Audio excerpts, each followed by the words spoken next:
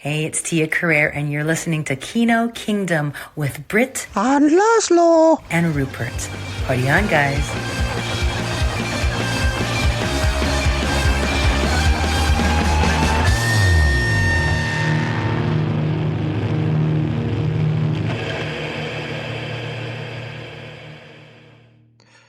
Hello all, and welcome back to Kino Kingdom. This is episode 123.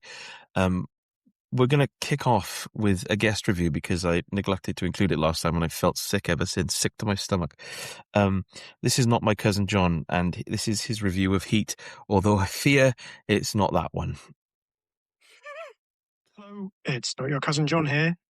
I'm taking a week off work, just recovering from some surgery, so I thought I'd take the opportunity to watch some of the amazing films that I've not quite got around to over the years. Thought I would start with Heat.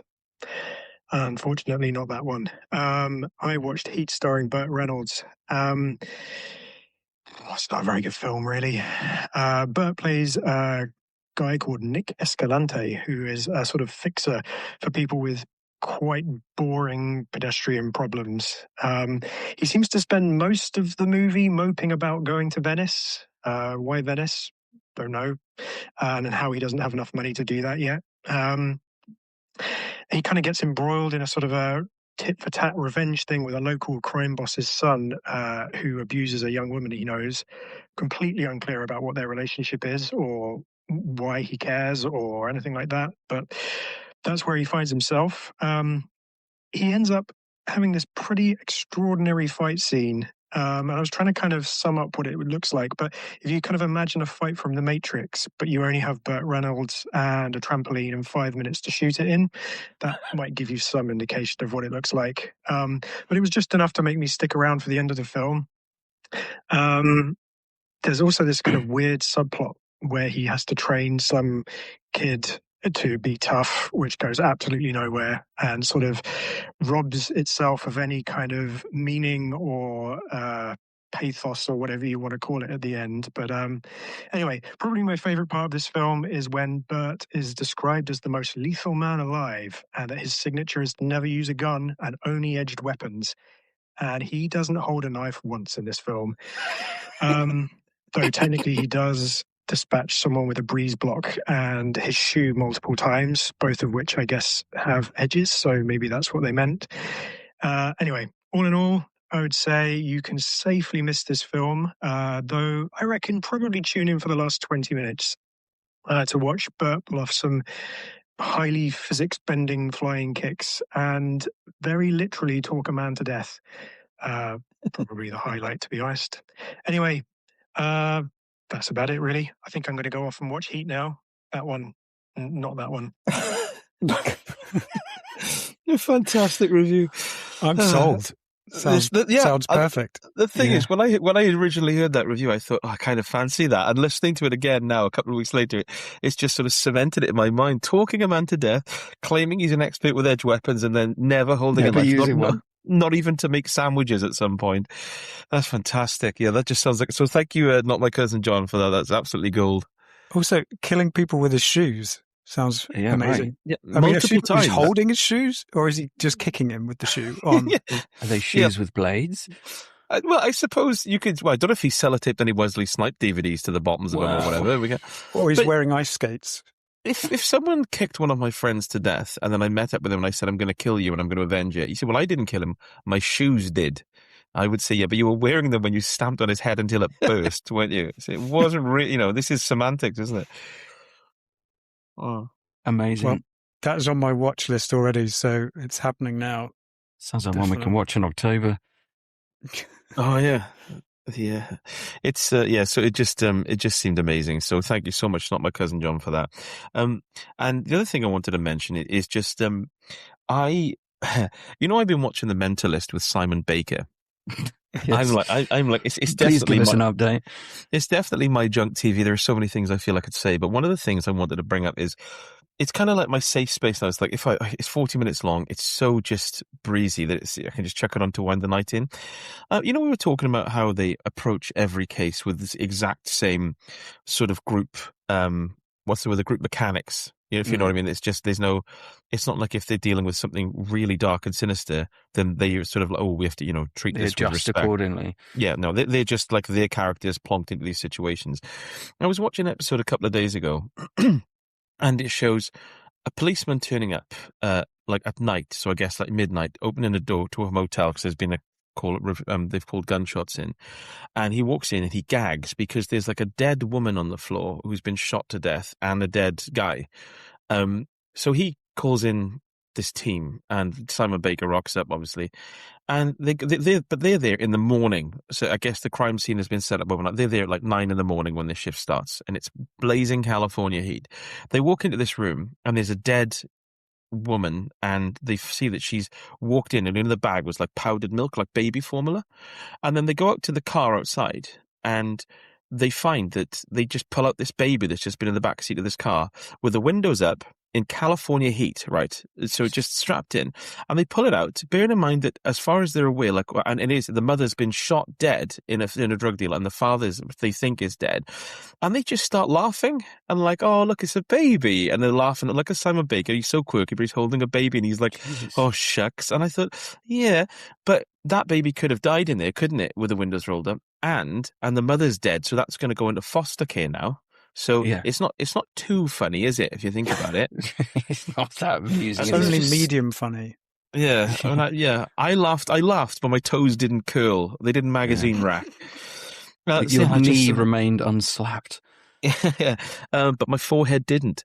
So it was just, it was just sort of like, okay. But there's something sort of mildly like charming about how breezy it is. Anyway, it's enough of that bollocks. I love the idea as well that they when you said they got there at 9 a.m. when their shift started, like, this person's been murdered, and they're not just called to, like, they call them up and they say, oh, can you come and investigate? Whatever. And it's like, oh, I need a bit more kip, actually. Can we just leave it for a few hours? Well, she's decomposing in the front room. Yeah, and all the clues are rotting away and all the evidence. There's a baby in a hot car. I'm not on just for a couple more hours. Yeah. Pop the window down, and I'll be there in a few hours. I'll bring some cheesecake for it to eat, and some good jokes to make it his mother's expense. Well, so yeah, that's that. I'll see if there's anything else interesting happens in the next 20 episodes, but I doubt it. So yeah, I've got 4 films. I think Rupert's got 3. And Lazlo, I'm assuming you've got more than 3. I've got 9. Yeah, there it is. Yeah. This is a real treat for everyone, by the way, the listeners, hello listeners, and for us, because we've never done, I don't think we've done an episode a week apart in quite some time. So this is quite nice. Don't get used to it. Yeah, we'll see you in 6 months after this. This is a level of efficiency we've never achieved before. Never will again. That could even be the episode title, Rupert. So, Lazlo, do you want to kick us off? Okay, I'm pretty sure you have watched this too. I was debating whether to cover this one because it's technically probably not a film, because I think it's only about an hour long.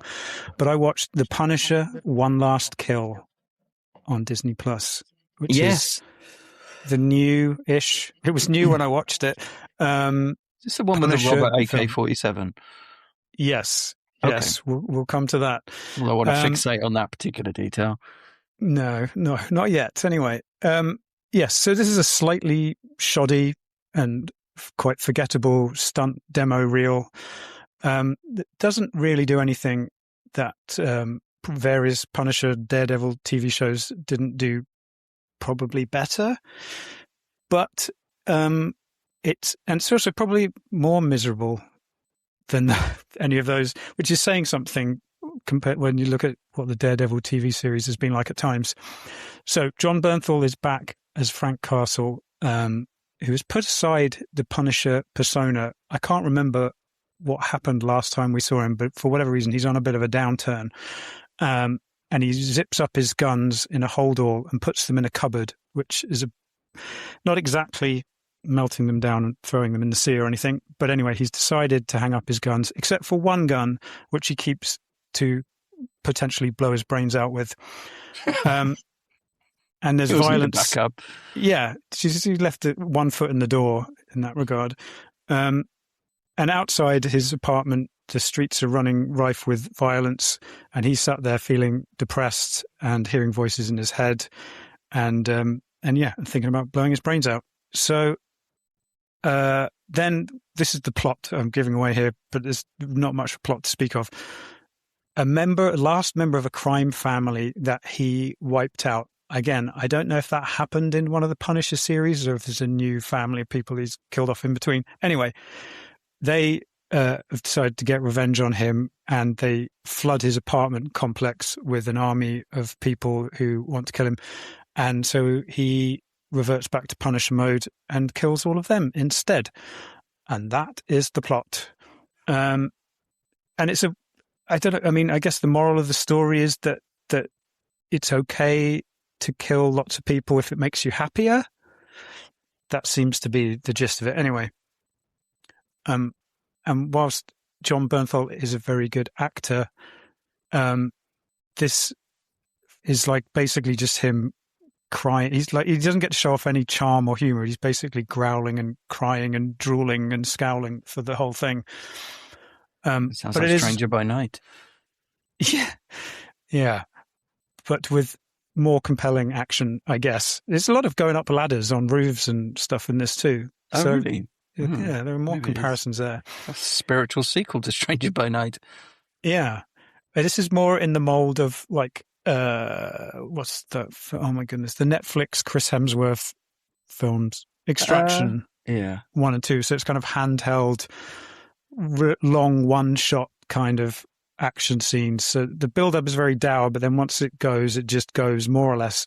I want to say, is it in one take? Can't remember if it is. It's certainly going to be trickery if it is. But yeah. But yeah, it's fun action. There are definitely a couple of shoddy moments, like a slow motion close up of a rubber gun landing on the floor and bending and bouncing. I don't know why they didn't cut that out, but anyway. Hang on, so that's slow motion? It's in slow motion. Wow. He's sort of standing up and he throws this AK-47 down on the floor and it's right in front of the camera and it just bends and bounces like it's made of rubber. I thought it was just something you caught eagle-eyed, but no, that is... No, it's center frame. And then there's another bit where he falls off a roof and they've done a very bad CG face replacement that looks like somebody wearing a static John Bernthal mask. It's weird. But aside from those things, the action is pretty fun. But yeah, I don't know. It feels like something that was made in the downtime between Daredevil and Spider-Man's and that sort of thing. I mean, if it's an hour long, isn't that just like an episode of The Punisher? I don't know how long the episodes are. It feels like a slight. I think it's slightly over an hour, but it feels like an extended pilot for a series. But there is no series episode of The Punisher. All right. Yeah. Okay. But anyway, do you remember watching this, Britt? Yeah. I think I enjoyed it more than you because with this, I'm a big Punisher fan, so I take what I can get. And when this came out, I just thought this, because possibly like maybe one of the last times that he plays the Punisher because he's been doing it for a while, and also it kind of reminded me of, I think it was called, what do Americans call laundrettes? Oh, laundromat? Laundromat, yeah. I'm sure there was something called The Last Law, something to do with laundromats, and it was kind of Thomas Jane's. I think it was partially self-financed by him as well. His sort of like hour-long sign-off to it, where he just basically beats a load of people to death with a liter of Jack Daniels, and like it kind of had that vibe, but obviously much more intense, and it was much more interesting and entertaining than that. But if this is like his little sign off to it, or whatever happens next to the Punisher, it's one of those things, kind of like for me, like The Witcher. Like I would. Well, I say that, and yet I didn't watch The Witcher TV show. I mean, I have my limits, but it's one of those things that I will always go to, like a Nicolas Cage film. I will always give it a go and kind of enjoy it just on the basis of what it is. So I did enjoy it, but the story was silly. And it kind of made him out to be a bit tup as well, because the fact that the world has like gone to such shit around him, and he's just so in this sort of squalid, self-centered, emotional mess, it's like, yeah, you could be doing some good out there. Even if you went down at the start, if you went down in a hail of bullets, he's just letting bad things happen, which is something he's sort of historically never really done. So that was a bit weird. But no, I did enjoy it. And also, like, it introduces two sort of villainy characters, one of whom I think is maybe already dead and is just in his head. But anyway, he was quite compelling. And then there's like this evil gangster woman. And neither of them, nothing is resolved at the end. Like, it's just a thing about him being in a rut and then getting out of the rut. Like, the plot doesn't end, which again makes it feel like it's setting something up that is probably never going to happen, I guess. Yeah, how he is sort of a spoiler to say this, but how he is for the last like 10 minutes, I want that for an hour. That's what I want. I feel like with all of the he's done a lot of like crying and looking around and ranting and making animalistic noises in the Punisher show. I wouldn't mind if he just got his act together. It kind of reminded me of that of Batman Begins. It's like, well, you've spent so much time pissing around and finding yourself and wandering about. It's like, can the film kick off at some point? That'd be great. Yeah. So there we go. Punisher, One Last Kill. Watch it if you like John Bernthal growling and punching and kicking people for half an hour. Otherwise, you can probably skip it. That is a draw. Yeah. He's in the new Spider-Man film, isn't he? So he's going to carry on. I imagine it'll be a somewhat tamed version. Down. Yeah. Yes. I think it's slightly more PG friendly. Yeah. Incarnation. Even in the trailer, he's about to say motherfucker, and then Spider-Man squirts him in the face with his web, doesn't he, to stop him from swearing. I wonder if he's going to do that multiple times during the film. Every time a really tedious running joke of it. And they're going to have to take his weapons off him as well. So it's going to be like watching Wolverine in the old X-Men cartoon where he could only tear at robots because obviously they couldn't show blood. So it's always like, it always used to make me laugh because he would run into like battle, and if it was anyone apart from robots, he would just get like blasted out of the battle straight away. So it's like, right, that's that done. He can't cause any PG action. But ironically, that they'd blast Wolverine away so there wouldn't be any blood in the cartoon, but as he was blasted away, he'd shout, "Oh, fuck! You fucking cunt! You fucking bastard!" Lazlo, as you've got a lengthy backlog, maybe it'd be wise for you to do another quickie. Next on my list is Wuthering Heights, which you have too. So I don't know whether you want to tag team it. Or I could skip over it and let you have it, and I'll just chime in. You skip over it for now because I've got quite a bit to say about that, actually. Surprisingly. Good. Okay. All right. I'll skip over quickly and then do Jack Ryan Ghost War, which I'd already forgotten that I'd watched because it's that memorable. So this is the new Amazon Prime movie. I don't know if it got a cinema release or whether it went straight to Prime, but it's a spin-off feature-length Jack Ryan film that spins off from the Jack Ryan TV series starring John Krasinski. And it has very much the same kind of look and feel of that glossy but functional TV show. It clearly had a decent budget, but it has zero cinematic verve or personality. I didn't think it was bad, but it's so generic that it slips from the memory. Although is he a good Jack Ryan? Yeah, he's fine. He's a likable presence, and when he needs to be brainy, you kind of believe it. And he's decent in action. Okay. Yeah, I think he's fine. I just think in the show he's an action guy, and he doesn't really do the sort of analyst stuff. Like from Hunt for the Red October, which is probably my favorite Jack Ryan film. There's scenes where he intuits things and figures things out that other people aren't noticing, and it makes him compelling.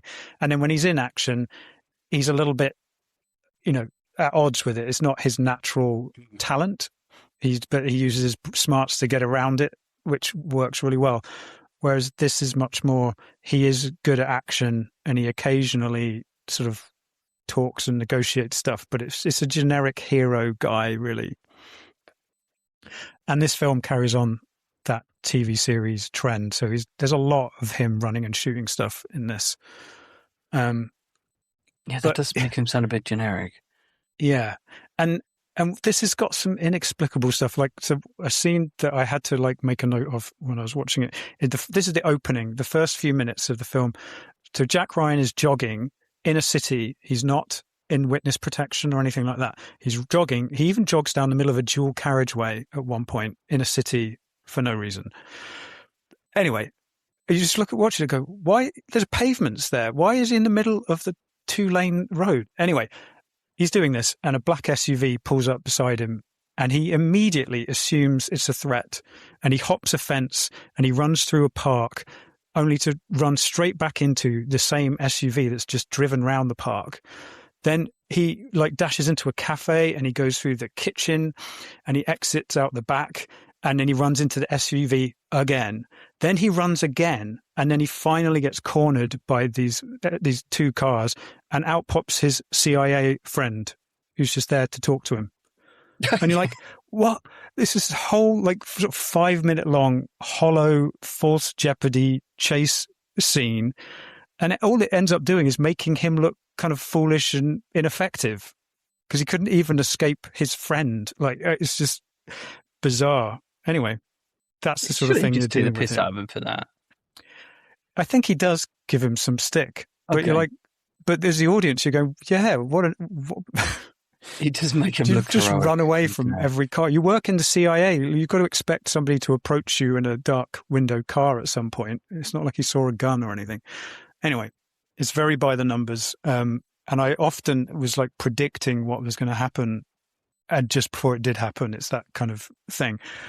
But there is like some solid car chases and shootouts and stuff. And there's a big sort of shootout chase in the streets of London, which actually looks like they shut down streets and filmed it outside St. Paul's and stuff like that. So that was kind of enjoyable. And Sienna Miller also gets a decent role as a kind of a British spy equivalent who gets stuck in on the action, and she's quite sassy, so that's fun. The bad guy is Max Beasley, and he is very lame. He's all the way through. He's really like cocky and confident, and yet he cocks things up multiple times and gets away with it by this like luck or skin of his teeth. And you're thinking, why are you so smug? Anyway. I mean, maybe he's smug because he's managed to get away with it with blind luck every time. But anyway, I don't know.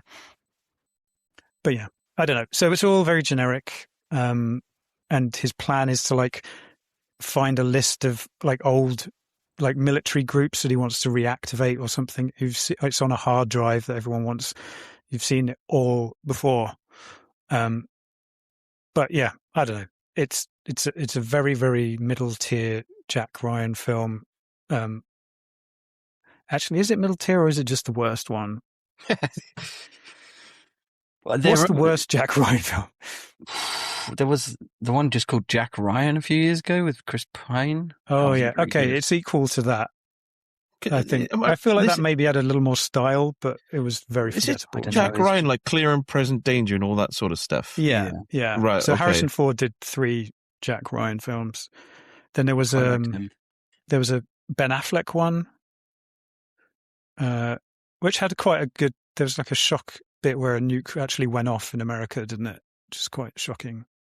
Anyway, yeah. There was I can't. I can see the cover of the PS2 game. What was that? What was that Ben Affleck one called? Oh yeah. I may have to watch the Harrison Ford ones again.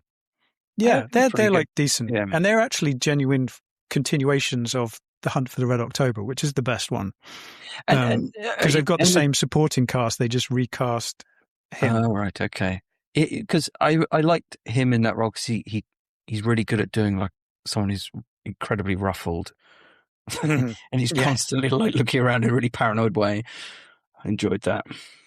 Yeah, they did him in a weird order, didn't they? I think because the first Harrison Ford one was that the one with Sean Bean and the IRA. Yeah, it was Patriot Games. Patriot Games. Then there was Clear and Present Danger. And was there one more? I thought there were 3. No, I'm not sure. Maybe only 2. It's like it's quite a forgettable franchise. Yeah. It's odd. God, they've been trying to reboot that for a long time. Okay. Yeah. There we go. I like him as Jack Ryan, but he deserves a better film and a better script. Right. Okay. I'm trying to find that Ben Affleck one because it's really irking me now that I don't know what it is. Ben Affleck's been in more than 4 films as well, so it was 90s, wasn't it? It was like early 2000s, 2002. Yeah, it was in the noughties, I think. Some of All Fears. Freeman in it. Some of All Fears. Yeah. Yeah. Because this one, like the previous Jack Ryan, isn't based on any of the books, I don't think. Which seems weird. I don't know why, if he's done loads of books. Yeah, there's countless books. But again, it's just generic hero man story. There's no, it's lacking that hook that makes, that makes this compelling. It's so generic. Okay. Should we dive into Wuthering Heights? Yes, please. This is on Now TV.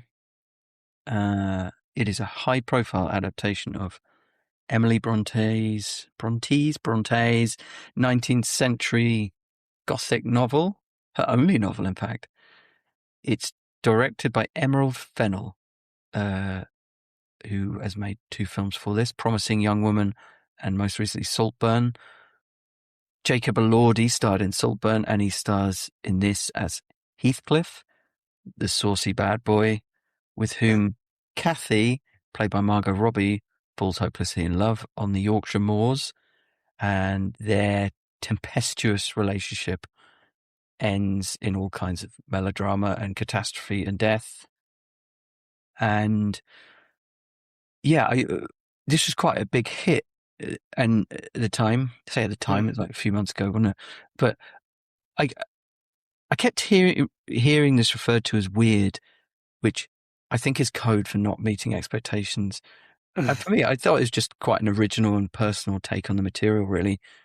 I haven't read the book in like 30 years, but this does seem quite highly sexualized and kinky in a way I don't remember it being, and was probably only suggested in the book. I guess perhaps the objection to an adaptation, to give it new parlance, adaption, would be that the central USP of like forbidden obsession is cheapened by making it purely a matter of lust. But I kind of feel like Emerald Fennell is just kind of modernizing it and cutting straight to the heart of the matter, really, because these are 2 people who just want to fuck, basically. It's essentially what's driving the narrative. And I believe this cuts before the final section of the book. Yeah. And it felt like quite a natural ending to the movie, so whatever. I'd say the one thing that stood out about this is it's just really well shot. And the cinematographer is someone called Linus Sandgren, who's a bit of an under-the-radar genius. He's worked with David O. Russell a lot. He did La La Land and First Man for Damien Chazelle. He did No Time to Die, and he's about to do Dune 3, I believe. Oh. So he definitely knows what end of the camera to look through. And then some shots are just so beautiful in this, I feel they deserved like 30 seconds more, because it would just cut to like this really painterly scene for like half a second. It's like, linger a little bit. I also thought he's got these songs on the soundtrack written for the film by Charlie XCX. Now, I know nothing about Charlie XCX other than that slightly embarrassing Brat Summer phenomenon during the Kamala campaign, but the songs are kind of bound into the score, and they sound almost like sea shanties, and they're quite evocative and miserable in the same way that like a Nick Cave soundtrack would sound. Nick Cave and Warren Ellis, obviously. But yeah, so that was quite cool. I found it pretty engaging. It's very dark, funny, horny. But I think Jacob Elordi is kind of wooden. His accent was okay. His kind of northern accent. Away with it. He just got away with it. But I think he's a bit of like a presentation actor. It's like he plays the part, but it doesn't feel like he's really embodying the character. I think Margot Robbie's much better because there's like a real cruelty in her eyes. And we've all known hot but intimidating women who are like super desirable, but they'll turn into a nightmare. But Jacob Elordi, by comparison, has a kind of deadness in his eyes. He's like a perfume model. But I did enjoy the film, although I can understand it won't please those who look to period dramas for a feeling of coziness. Yeah. It's definitely not Bridgerton, and it's very dark and uncompromising. It's a tragedy about literature's ultimate toxic relationship, and not in any way a sweeping romance. I think that's where those expectations come in. It's like, oh, it's weird, but it's not weird. It's just looking at a much darker part of the human condition, I think. And I don't think it'll ever have the sense of shock that Saltburn had, but I think Emerald Fennell gives it a good go. I think it's a valuable adaptation, I would say. Yeah, she's doing very well, like in carving herself a little auteur sort of niche. Like she's she's doing another, weight, which is she's doing that kind of rock star director thing, where she's a bit of Sofia Netflix. Coppola a few years ago before she started making good films. Yeah, because I think her next Netflix film is getting a full cinema release, which even Scorsese couldn't convince them to do. But she's doing Narnia, isn't it? I think. Oh, really? And she's convinced them to do a full cinema job of it, which they haven't done before, and no one else has managed to convince them to do. So impressive. So, oh, really? So, what, like as in Chronicles of Narnia? Yeah. Wow. Okay. Talk about. I don't know whether she's going to being dashed. Yes. If she's going to flip that one on its head a bit, I don't know. I mean, because this one is. I know lots of people were very excited to watch this film, and I think it opened big and then took a turn, because it's not like, if you want, they go there like for sort of a sexy time at the cinema. I don't know about you, but I came out of this feeling like oddly unnerved and glum. Yeah, it's quite disturbing, and their relationship ends up so toxic that at the end of it, I was just like, he's just horrible. I was like, get away from this man. So, I don't know. Yeah, I mean, I guess there's the 50 Shades kind of niche of that, but he was so sadistic and unpleasant in this towards the end that I was like, no one wants to be with this man, surely, no matter how handsome he is. Yeah, it's very twisted, but I did like it. But yeah, I know what you mean. It's like not a film you're ever really going to think to yourself, oh, let's stick that on. Yeah, I'm going to take my girlfriends to that film. Yeah. No. There's some really fun stuff. I guess talking about the way it's shot, but also in the production design, where the house is like what's that black shiny stone kind of? Yeah, I noticed there's something quite expressionistic about the whole thing. It almost seemed like, I don't know, like German expressionism at some points, because it didn't look quite natural. Like nothing. No. It looked like things were literally carved, like the walls were like carved out of just sheer like coal or something. It was really, really dark and quite nightmarish. Yeah, and there's that bit like where she's eating a giant strawberry, like the size of a pineapple strawberry, and it's not explained. Just like it's just a visual, and you're like, okay. And then the floor is like wet blood color, it's sort of like shiny, bright red floors, and then there's a room where he paints it to match her skin. So it's like skin-coloured walls, but it's even got like freckles and faint veins on it and stuff. Oh my God, yeah. It's just weird stuff that it's like, okay, just go with it, because it's one of those films. It's a singular vision, which I did appreciate, even if I don't know if I had a good time watching it. I'm glad I watched it, but I'd probably never watch it again. But then it's kind of like Saltburn, which I really liked. And it's like, when would you watch that again? But then I don't think that's necessarily a problem, because, it's just an experience, isn't it? Yeah. And it's something that you will tell other people to check out, because it's interesting. Just the once. Even if it's not, like you watched it, I watched it, not our usual go-to kind of films I expect. So, yeah. It's got a kind of a crossover. Britt's never going to watch it. No. I've got nothing to add to it. I have no interest in it. It sounds fun. Well, there we are. That's it. So can I talk about Dark and Stormy Night now? Go on. Finally. About bloody time. Yeah, well, after obviously we were talking about Larry Blameyer in the last episode and The Lost Skeleton of Cadavra, I thought, well, it's been a while since I watched one of his films, and I got hold of Dark and Stormy Night, which is a 2009 film, which is a sort of a piss take of 30s haunted house movies, and the premise is that a rich reclusive individual has died on one of those sort of it's like you have to drive over a rickety bridge and then get to a house, and it's just a house on an island, kind of like the seventh guest, and he dies, and a load of people gather there to sort of for the reading of the will, and then they start getting picked off one by one. I thought I was going to be in good hands at the start because it started, and I turned to Faye and I said, I'm just warning you, this film, I don't think you're going to enjoy it. And she said, right. But it started off with some really like funny model work where it's obviously like a toy car, and it's all in like sort of 40s black and white being pushed across this rickety bridge. There's rain thrown on it and turning up in like a model, like a dollhouse of this huge mansion.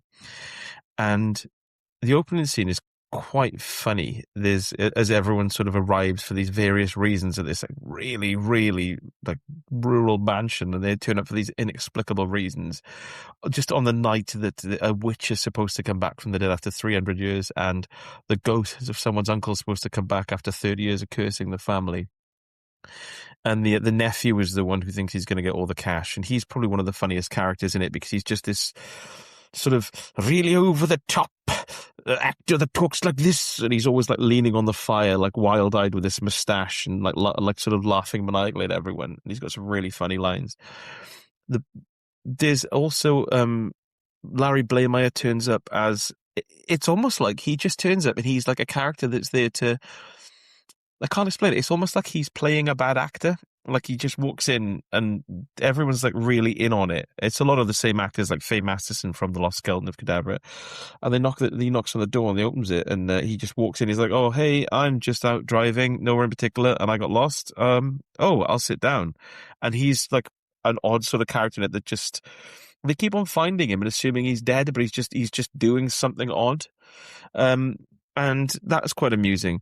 The problem is, and it's got that sort of slightly muffled sound, and the sets are really stagey in a cool way, and it looks great, and the premise is great, but it just isn't funny enough. And not only is it not funny enough, there are some characters that are actively irritating. Like there's a cab driver who's just trying to get 35 cents that he's owed, and it's like a constant joke, but he's really overacting, and it's not funny, and he's really loud and abrasive. And then there's two journalists who turn up, and they're sort of fighting over who's going to break the story, with these murders going on. And there's like back and forth banter, but it's just not funny, and it really takes away from the film. There are some really good moments in it. Like there's a big game hunter in there called Jack Tugden, obviously, who will just sort of, people will be talking, and he'll just interject, and he'll just sort of stare off into the night and just start talking about these like not impressive hunting stories. And like there's one bit where he says, "Yeah, I remember your uncle. It was one of the darkest times of my life when I taught him everything he knew about hunting. We nearly died. We were together. We were in those holes, staring at the animals. It was the worst 4 hours of my life." and it's just like quite amusing. But again, it's just not funny enough, and it is too much going on. It's very snappily edited, and it's never boring. But some characters speak, and I was kind of wincing, like, this is not funny, to the point where it was making me cringe. But then after 10 minutes, something would happen that would make me laugh again. And then it would be another 10 minutes of me thinking, this is awkward. And I saw it through to the end. But I'm assuming that this is the kind of, if the humour clicks with you, I'm sure it'll be, and maybe if you're more of a student of sort of horror films of the time, you'd find more in it. Like there's a bit where they're supposed to be creeping around in the darkness, and like people, but you can just clearly see everyone, and they're being touched on the shoulders and jumping like, oh, who did that? It's just clearly so bright you can see shadows, which was amusing. But yeah, it's not as good as it needs to be, really. That's disappointing. So it is disappointing. Yeah. Yeah. That's a pity. So it's not as good as Haunted Honeymoon with Gene Wilder then? I don't think I've ever seen that. It's not as funny as High Spirits with Peter O'Toole, I'll tell you that. Okay. What is? Can I just read out some of the character names in this movie? Because obviously we've had Jack Tugden. There's also 8 o'clock Faraday, Billy Tuesday, Satan Ethelquake, Mrs. Cup Cupboard, Lord Parpfine, Teak Armbruster, Pristy Famish, and Dr. Van von Vandervon. Yeah, the problem with those is when they introduce their names, it's kind of the best bit the character does. Yeah. And that's the reading problem. them out on Wikipedia is probably the best bit of the movie. Yeah, generally. I'm not familiar with the name Pristy, so that's yeah. It sounds like a name you would make up, Britt, for a character in one of our stories. Was one of them the first name 8 o'clock? 8 o'clock Faraday, literally with the number 8. Brilliant. Wow. That's played by Daniel Roebuck, who's probably one of the few actors that I guess most people would recognize. He's in The Fugitive. Yeah. But it's just there are some bits now it kind of quote and it would make it seem funnier than it is. But if anyone is going to want to watch this, then there's no point me spoiling it because it needed to. How long is it? It's like 93. It could have been 80. It could have been 70, and entire characters could have been cut out of it. I mean, people just need to watch The Lost Skeleton of Cadaver, really. Yeah. I need to do that again. So he hasn't actually done much, Larry Blaymeyer. No. I assumed he would have knocked out a load, but I think he's done about 5 or 6 films, and he's not done much since 2020. And it looks like he's just done a bit of writing. So I think this was the last one, or maybe The Lost Skeleton of Cadaver, the sequel. I don't know if that was before or after this, but yeah, I can kind of see why. To be honest, this just wasn't good enough in terms of the writing. Okay. What did you watch this on? I can't hear you. I can't show the line's gone quiet. Say no more. I think it's up to you, Lazlo. Okay. I can't remember if you guys have talked about this one already or not. 28 years later, The Bone Temple. Oh, yes. No, not The Bone Temple. Oh, right. I've seen this, yeah. Okay. And if you've reviewed it before, I won't prattle on about it too long. But this is the second film in the proposed trilogy of 28 years later films, which are sequels to 28 Days Later and 28 Weeks Later. Whereas 28 years later was essentially a fresh start from those ones and didn't require much memory of what happened in those. This one follows straight on from 28 years later. So if you haven't seen that, this won't make that much sense because it's kind of the characters just carry on their journeys that you won't know what their journeys are. I enjoyed this, I think, more than 28 years later, but it ultimately felt quite small. 28 years later was small and quite inconsequential. And the novelty of the zombie apocalypse has kind of worn off. This one is smaller again, but at least it's kind of picked an interesting niche for the story, I guess. And it's whilst Danny Boyle directed the previous one, he kind of directed the hell out of it to compensate for its lack of anything particularly interesting happening. This one is more low key in its directing style and feels more focused as a result. I think part of the problem with these is that the zombie apocalypse world has been done to absolute death and reanimated and being killed again by Walking Dead and Last of Us and stuff. So the novelty is worn off and they're struggling now to find corners of the world that hasn't really been done before. This does feel like it could be, a few episodes of Walking Dead where they encounter some weird guy who lives in a bone temple. But anyway, it's artfully enough handled that it kind of justifies its existence just about. It's focused also more on the villains of this, the Jimmy gang, which is a bunch of psychopaths who have styled themselves on Jimmy Savile. who apparently is explained away because in this world, the world went to shit before Jimmy Savile was revealed to be a predator. So he's still a heroic figure in these kids' minds. And that's why they kind of dress up like him, which is a fun idea in itself. But I don't know if they ever make that explicit. Anyway. For our American listeners, Jimmy Savile was a bit of a sausage. And that explains it. That sums up the entire story. Feel free to look him up and be aghast. And you were a solicitor, Rupert, so for you to say that actually means a lot. How everyone thought that Jimmy Savile was fine for so many years is quite remarkable. It's like no one had eyes before, like 2005 or whatever it was. Yeah.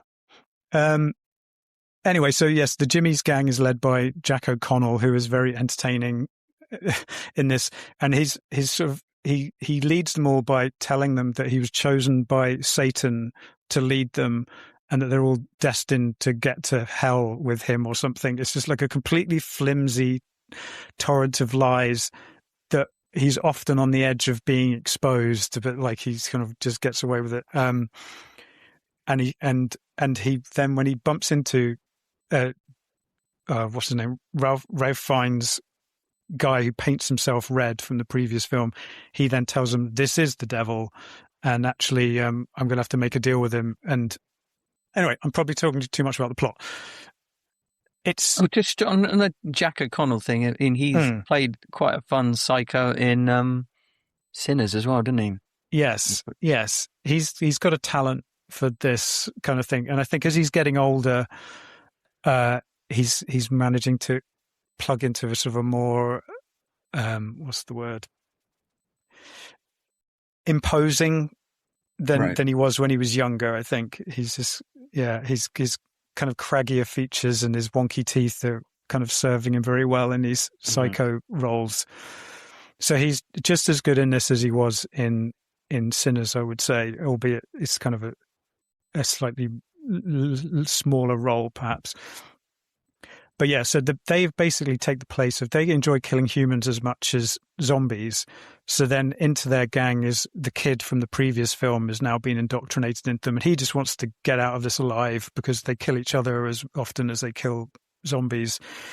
And he's trying to scrape his way through it. But the horror largely in this one is them killing zombies, but then killing innocent humans. And it does lean a bit towards torture porny sort of stuff. There's a bit where they flay someone, and I could, like, the missus and I couldn't really stand to watch it. It was so rough. But thankfully the scenes with Ralph Fiennes put it back on track, and he injects it with a real sense of heart and pathos, and he has an interesting story where he's trying to find a cure and may, have cracked the cure for this thing, but then he butts heads with the Jimmy's gang, and so the question is whether he's going to be able to solve this stuff in time. Yeah, I really enjoyed this. I thought I liked the previous film, but I did prefer this one because, like you say, zombies have been done to death. But what I liked about this is the zombies, although they're kind of integral to the plot, especially in Ralph Fiennes sort of section, they're also weirdly superfluous because it's almost like they've said, right, there's, how much more can we do this? Let's just focus on these interesting characters and groups and archetypes and just see how far we can push it in terms of tension and unpleasantness. And because some of this is, it's one of those films where people get into situations and you think, how are you going to get out of that? And then they kind of do, and you think, Jesus Christ. And like Lazlo said, there are some scenes, especially one that takes place in a barn, that made me push my glasses up my nose and say, oh dear. So yeah, but it's kind of done with, I say tastefully. It absolutely shows the extremes of what's happening, what certain individuals in this film are capable of. And yeah, it's so funny when you go to, like, not to give anything, when you go to Ralph Fiennes sort of scenes, especially when he's with another character, that it's almost like a love story. Like it's just and it's completely like the sort of other side of the coin. And then when they combine, you think, oh, I kind of really want this to go well, because it seems like two sides meeting. Yeah, I really enjoyed it. I thought it was really good. Yeah, and it ends with a glimmer of like light at the end of the tunnel, which I didn't really expect, considering how like grim it is in places. I don't know whether they're going to get to do another one. It feels like with these two, they've been writing themselves into a smaller and smaller corner. So I'm hoping that if they do a third one, if they get to do it, because this one didn't, I think it performed even worse than 28 years later, and that underperformed, unfortunately. But I hope they get to open out the world a little bit more. No, this is right. You're wrong. This is what we dream of. This is like the Wolverine thing. Like get him in a forest, or get him alone, just going bonkers in the forest. They're whittling it down so it's purely character driven. This is what I want. I want the next one to just be smaller and smaller, maybe even just take place in a small room or a shed. Like, that's what I'm hoping. If they expand it out again, I'm like, oh, here we go. With and now there's going to be just beating on the windows, but never getting in. And then someone just shouting, "Careful! It's single glazing." Because the problem is, if you like Lazlo was saying there, and I might be wrong, but they say, "Oh no, we'll expand it. We can see more of the world." There'll be too many threads to pull at again. That's how I feel. So it could be a blessing in disguise. It's a catastrophic failure. What this is doing that hasn't been done in the other things is like, maybe I'm wrong, but it's the whole UK is like isolated off, and the rest of the world is carrying on. So the UK is stuck in the stasis where they've been cut off from technology largely, and they've evolving to deal with like the day-to-day of having zombies everywhere, and the zombies are also evolving to this new circumstance, which is all interesting stuff. But I kind of want to see like what's going on the other side of the wall, just like, just pull the shutters up for a minute and go, oh right, fuck, there's the rest of the world has changed in interesting ways. I don't have to go there. I just feel like we've had two films now, them essentially just being in forests and barns, and I feel like the original wasn't that. It was quite interestingly, a travel loggy type thing. It's a bit of a road trip, isn't it? Yeah. So I just like a little bit more variety, I guess. But what do I know? They're going to have to slash the budget again, probably. So yeah, they will be in somebody's garden. It sounds like I will prefer this movie to the previous one, which I didn't like that much. But is it worth watching, given the fact that there may not be a sequel? Yeah, Does it finish definitively? Yes, it ends in a that's what I was going to say, is if there is nothing more. I mean, I'm not particularly tied to the 28 Days franchise. Like the first one I watched, I think it was at the start of this year, and I found it mostly unwatchable because of the editing. So I prefer the sequel. Early digital photography, wasn't it? Yeah, horrendous, really fast, nasty, like just headache-inducing cuts. I prefer the sequel because it's got Christopher Eccles cakes in it, and then then I liked the last one, and then with this one, I thought, do you know what? If this is it, I think that's like a pretty solid series. It's it kind of did a good job, but if it does not get another one, I'll be there to watch it, because this phase all over these as well. Yeah. Okay. I may check this out. What is this on? I rented it from Amazon. It's got to be on something. This is going back a number of weeks now, though. So yeah, it must be on something by now. It's probably on good old Now TV, isn't it? Got to be on Nowie. You guys with the Now TV, I guess, on my nerves, honestly. Jealous? No, it is rentable only. Okay. Was that jealous? Was that a Lord of the Rings reference, Rupert? Then I don't know if that was like a Gollum thing, the way you said it. Jealous? Precious. Precious. That's what he says, isn't it? Yeah. Because you just reminded me. He does think people are jealous of his Precious, though. I would imagine so. I was in Waterstones the other day, and they've got, the Cosmos escape room games. Right, yeah. Which are on variable quality. There's a Lord of the Rings one or Middle Earth one.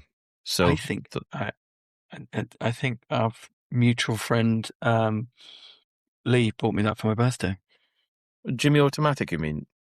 Yeah, sorry. I have to give him his true name. Yeah, that's cool then. I thought you might like it. I mean, I don't like you enough to buy it for you, but I like you enough to mention its existence to you. Thank you. To suggest that you buy it so we can play it. Yeah. Yeah. Okay. All right. Shall we, let's move on to Project Hail Mary, which is on Prime. I've watched this too. Ooh, okay.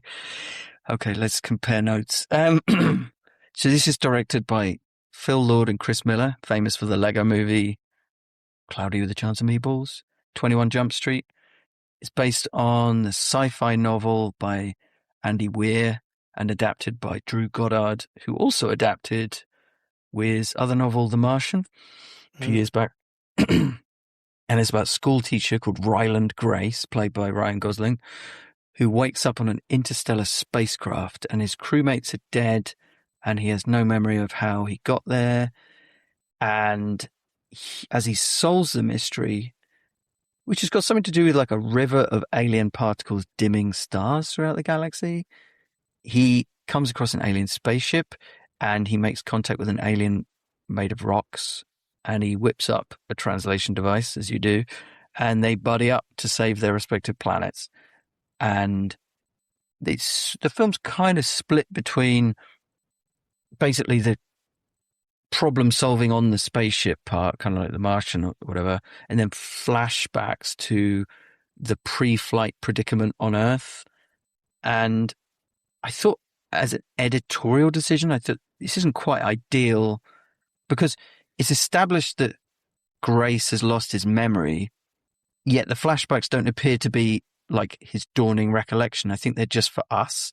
So I think the jumping back and forth is simply for narrative variety. Is this not dissimilar to something that Lazlo pointed out to that film I watched with Frank Zagarino in it, where he said he's lying in prison and he says, I can't remember the last time I played saxophone. And then it fades into a very specific memory of when he last played saxophone and it led to his downfall and capture for prison. Very much like that, yes. But yeah, I don't know. So I think it's like neither plot thread is quite interesting enough to hold the attention or something. But it is a very long film. Most of it's spent with Ryan Gosling, and he does carry the movie. And I think, honestly, without him, it would be a bit of a bore. Because aside from the wacky visuals, the actual story beats are so predictable that it feels like you're just slogging to the next obvious milestone rather than kind of like having any kind of tension about what might happen next. It's also extremely sentimental, I found. It's got this like irritating life-affirmingness thing going on. Once it gets into its rhythm, it's just charting a course between like peak air punch moments with these mixtape needle drops everywhere. And I'm sure there were some critics who probably said, you know, this is the message of togetherness and problem solving the world needs right now, but I didn't feel like I needed it. And so it's kind of Interstellar meets The Martian with a hint of Moon, but not as good as any of them. And that the whole thing about like a flat-voiced, over-honest robot companion trope is becoming tiresome now. But I'd say on a technical level, it's really well made and Gosling is great, but it's a big chunk of time for something so predictable and derivative, I would say. I guess I didn't.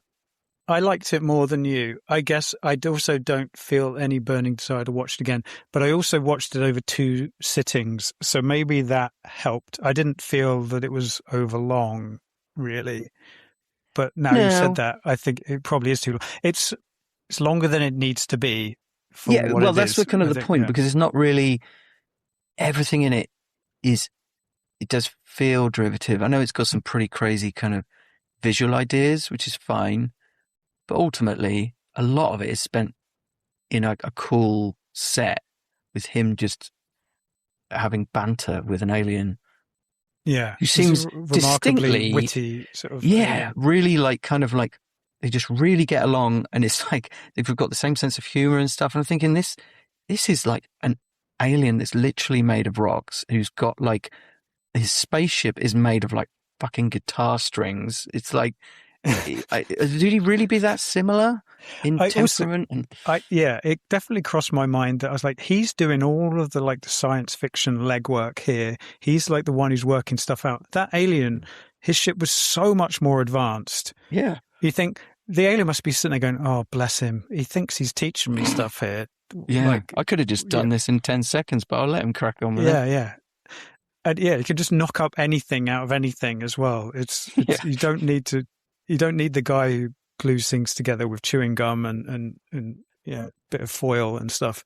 Yeah, it kind of felt like The Martian, but you know how The Martian was kind of such a simple premise, and it just worked really well, and it found that balance between like tension and kind of peril and comedy, and but also it was kind of quite life affirming.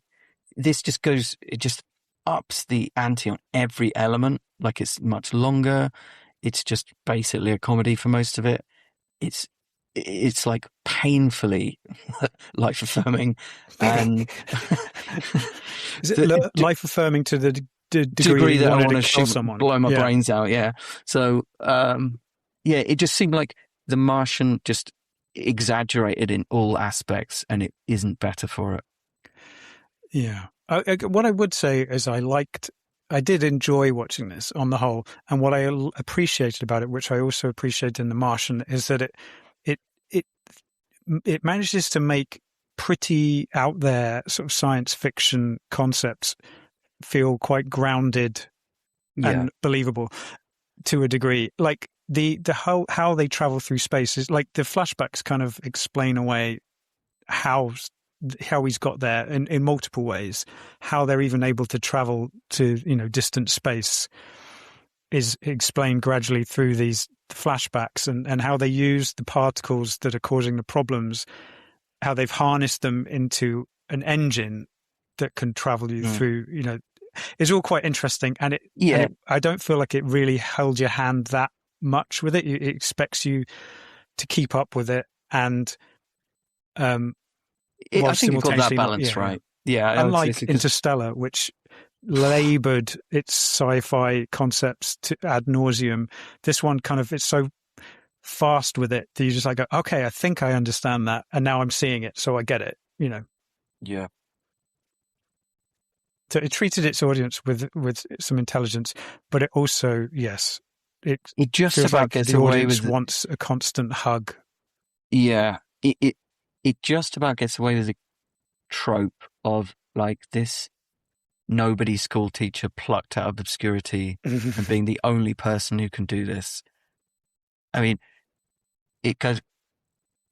I don't know whether it probably could have got there quicker as character. I mean, if he'd been some sort of former genius or something like that, come out of retirement, but then I suppose he'd be too young, maybe. I don't know.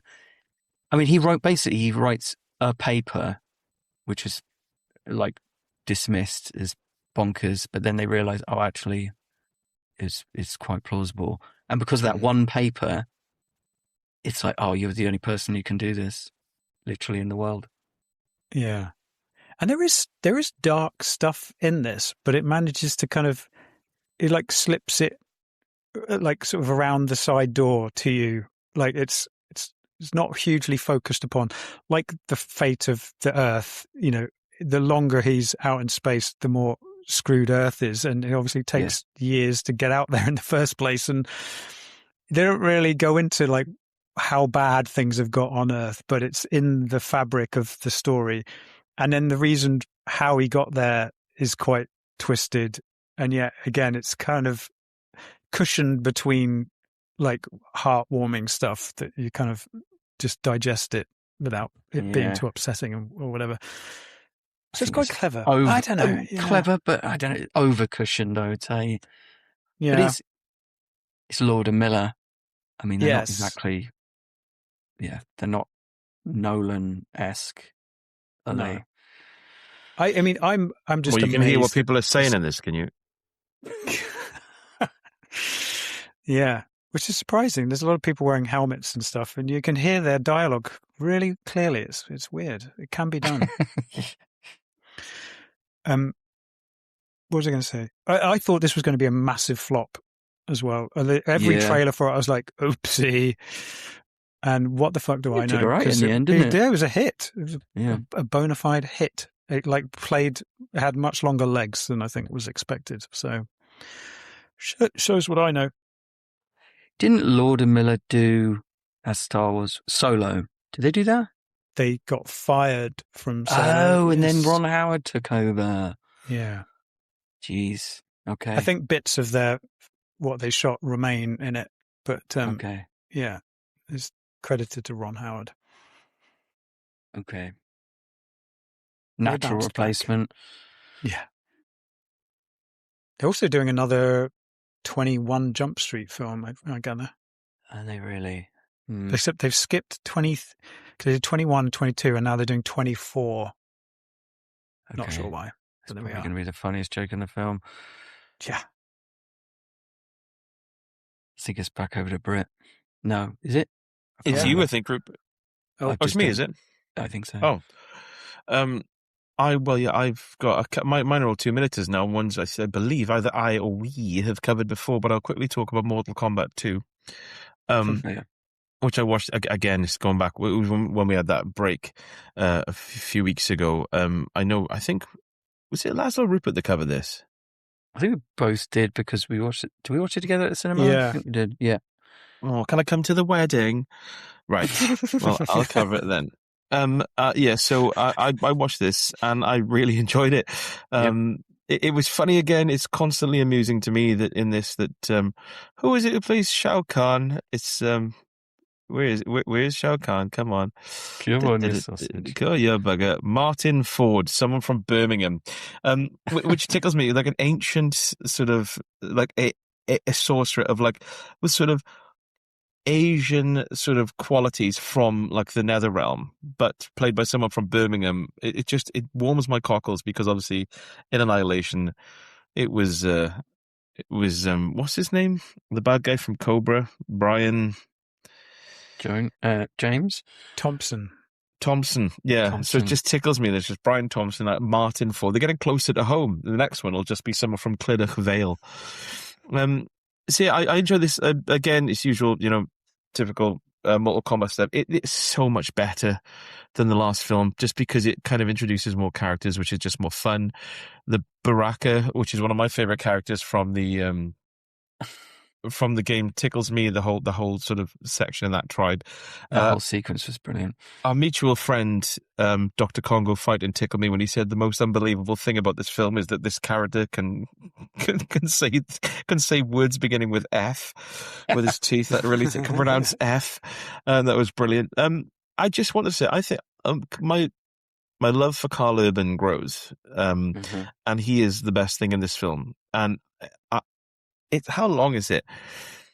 It's just nearly 2 hours long, and the fact that at the start of the film he's just like a down on his luck sort of martial arts actor from like 20 years before, and he's thrown into this ridiculous universe-wide like fight for the fate of humanity, and then he constantly just says, I'm not doing this, I'm clearly not the best person for this job, and he keeps on getting forced into it. And even like towards the end of the film, he's still like, I can't do this, can I go?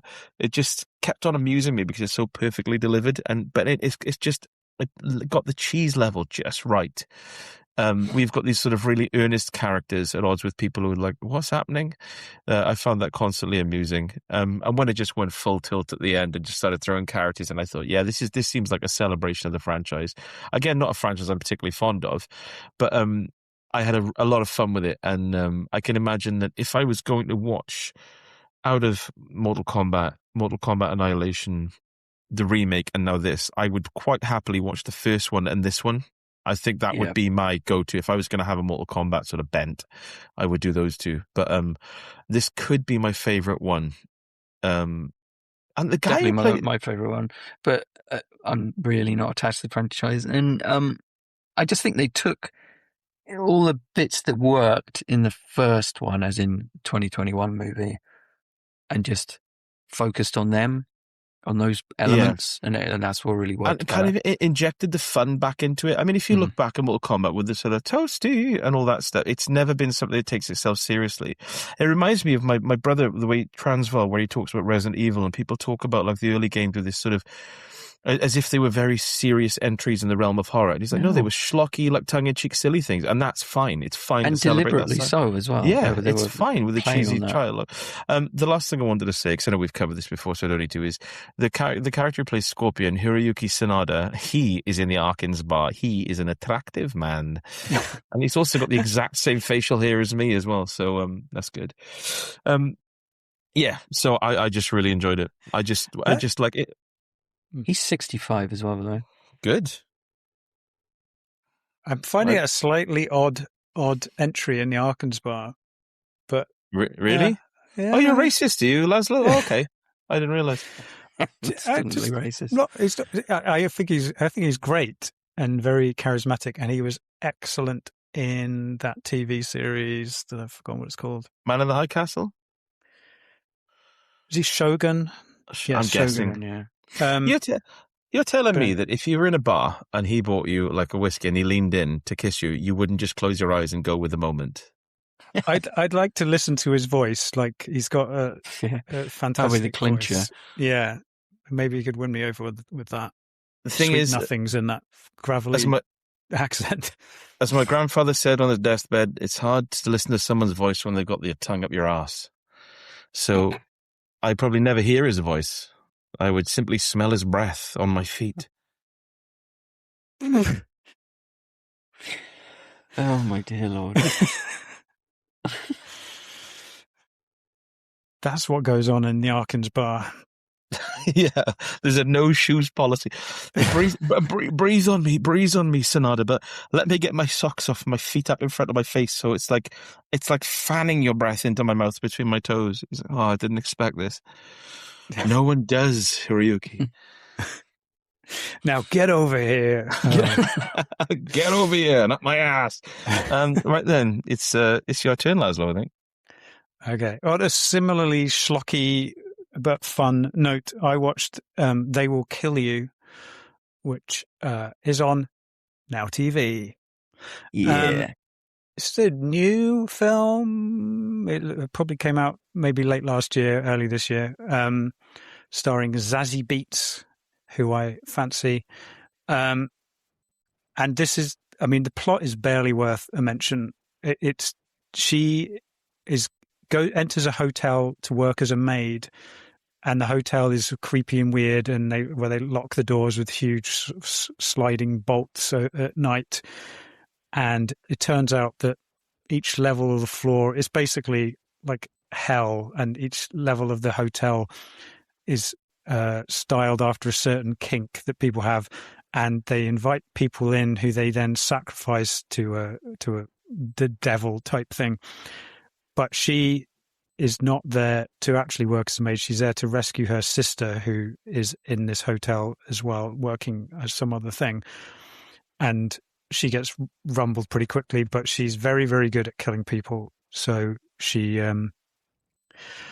it's just a series of very inventive, bloody fight scenes, basically, with her killing people with a flaming axe and double-barrel shotguns, and there's lots and lots of fun to be had. There's lots of cameos from famous and familiar faces, and it's got a real kind of Looney Tunes energy to it, with satanic cults, severed limbs, fountains of blood, and there's even a bit where somebody is being followed around the hotel by a dismembered, severed eye that's sort of rolling around and sort of flips around the place.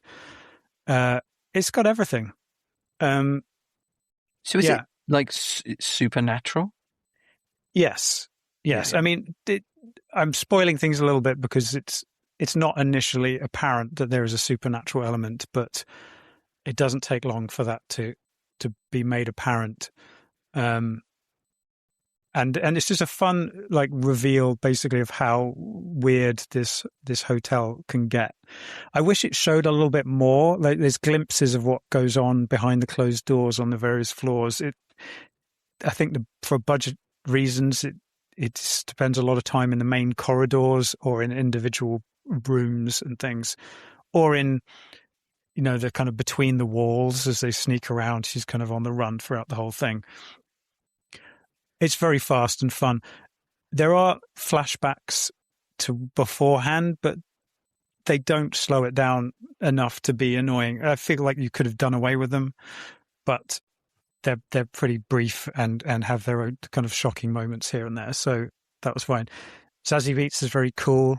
And it looks like, I mean, who knows these days with face replacements, but it looks like she's doing a lot of the stunts herself. It's very John Wicky in that kind of long takes. And you can see that it's her doing, like, hitting someone and then doing the backflip and that kind of thing.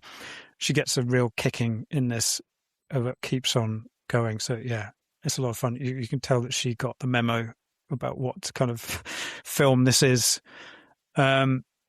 Yeah, and she's very entertaining in the way she's kind of just reacts to stuff. It's like bounces between rage and fear and then just complete disgust and disbelief at some of the things she ends up seeing. Yeah, and the villains are a lot of fun too, if a little bit underused perhaps. But yeah, I don't know. I've not heard of the director before, but it feels very confident, and I would definitely recommend it if you want to watch some fast-paced action in horror schlock. I do. And I can Now because TV. It's on Now TV. You going to watch it, Britt? Not on Now TV, no, but I will watch it when it goes anywhere else because that does sound really good. Yeah.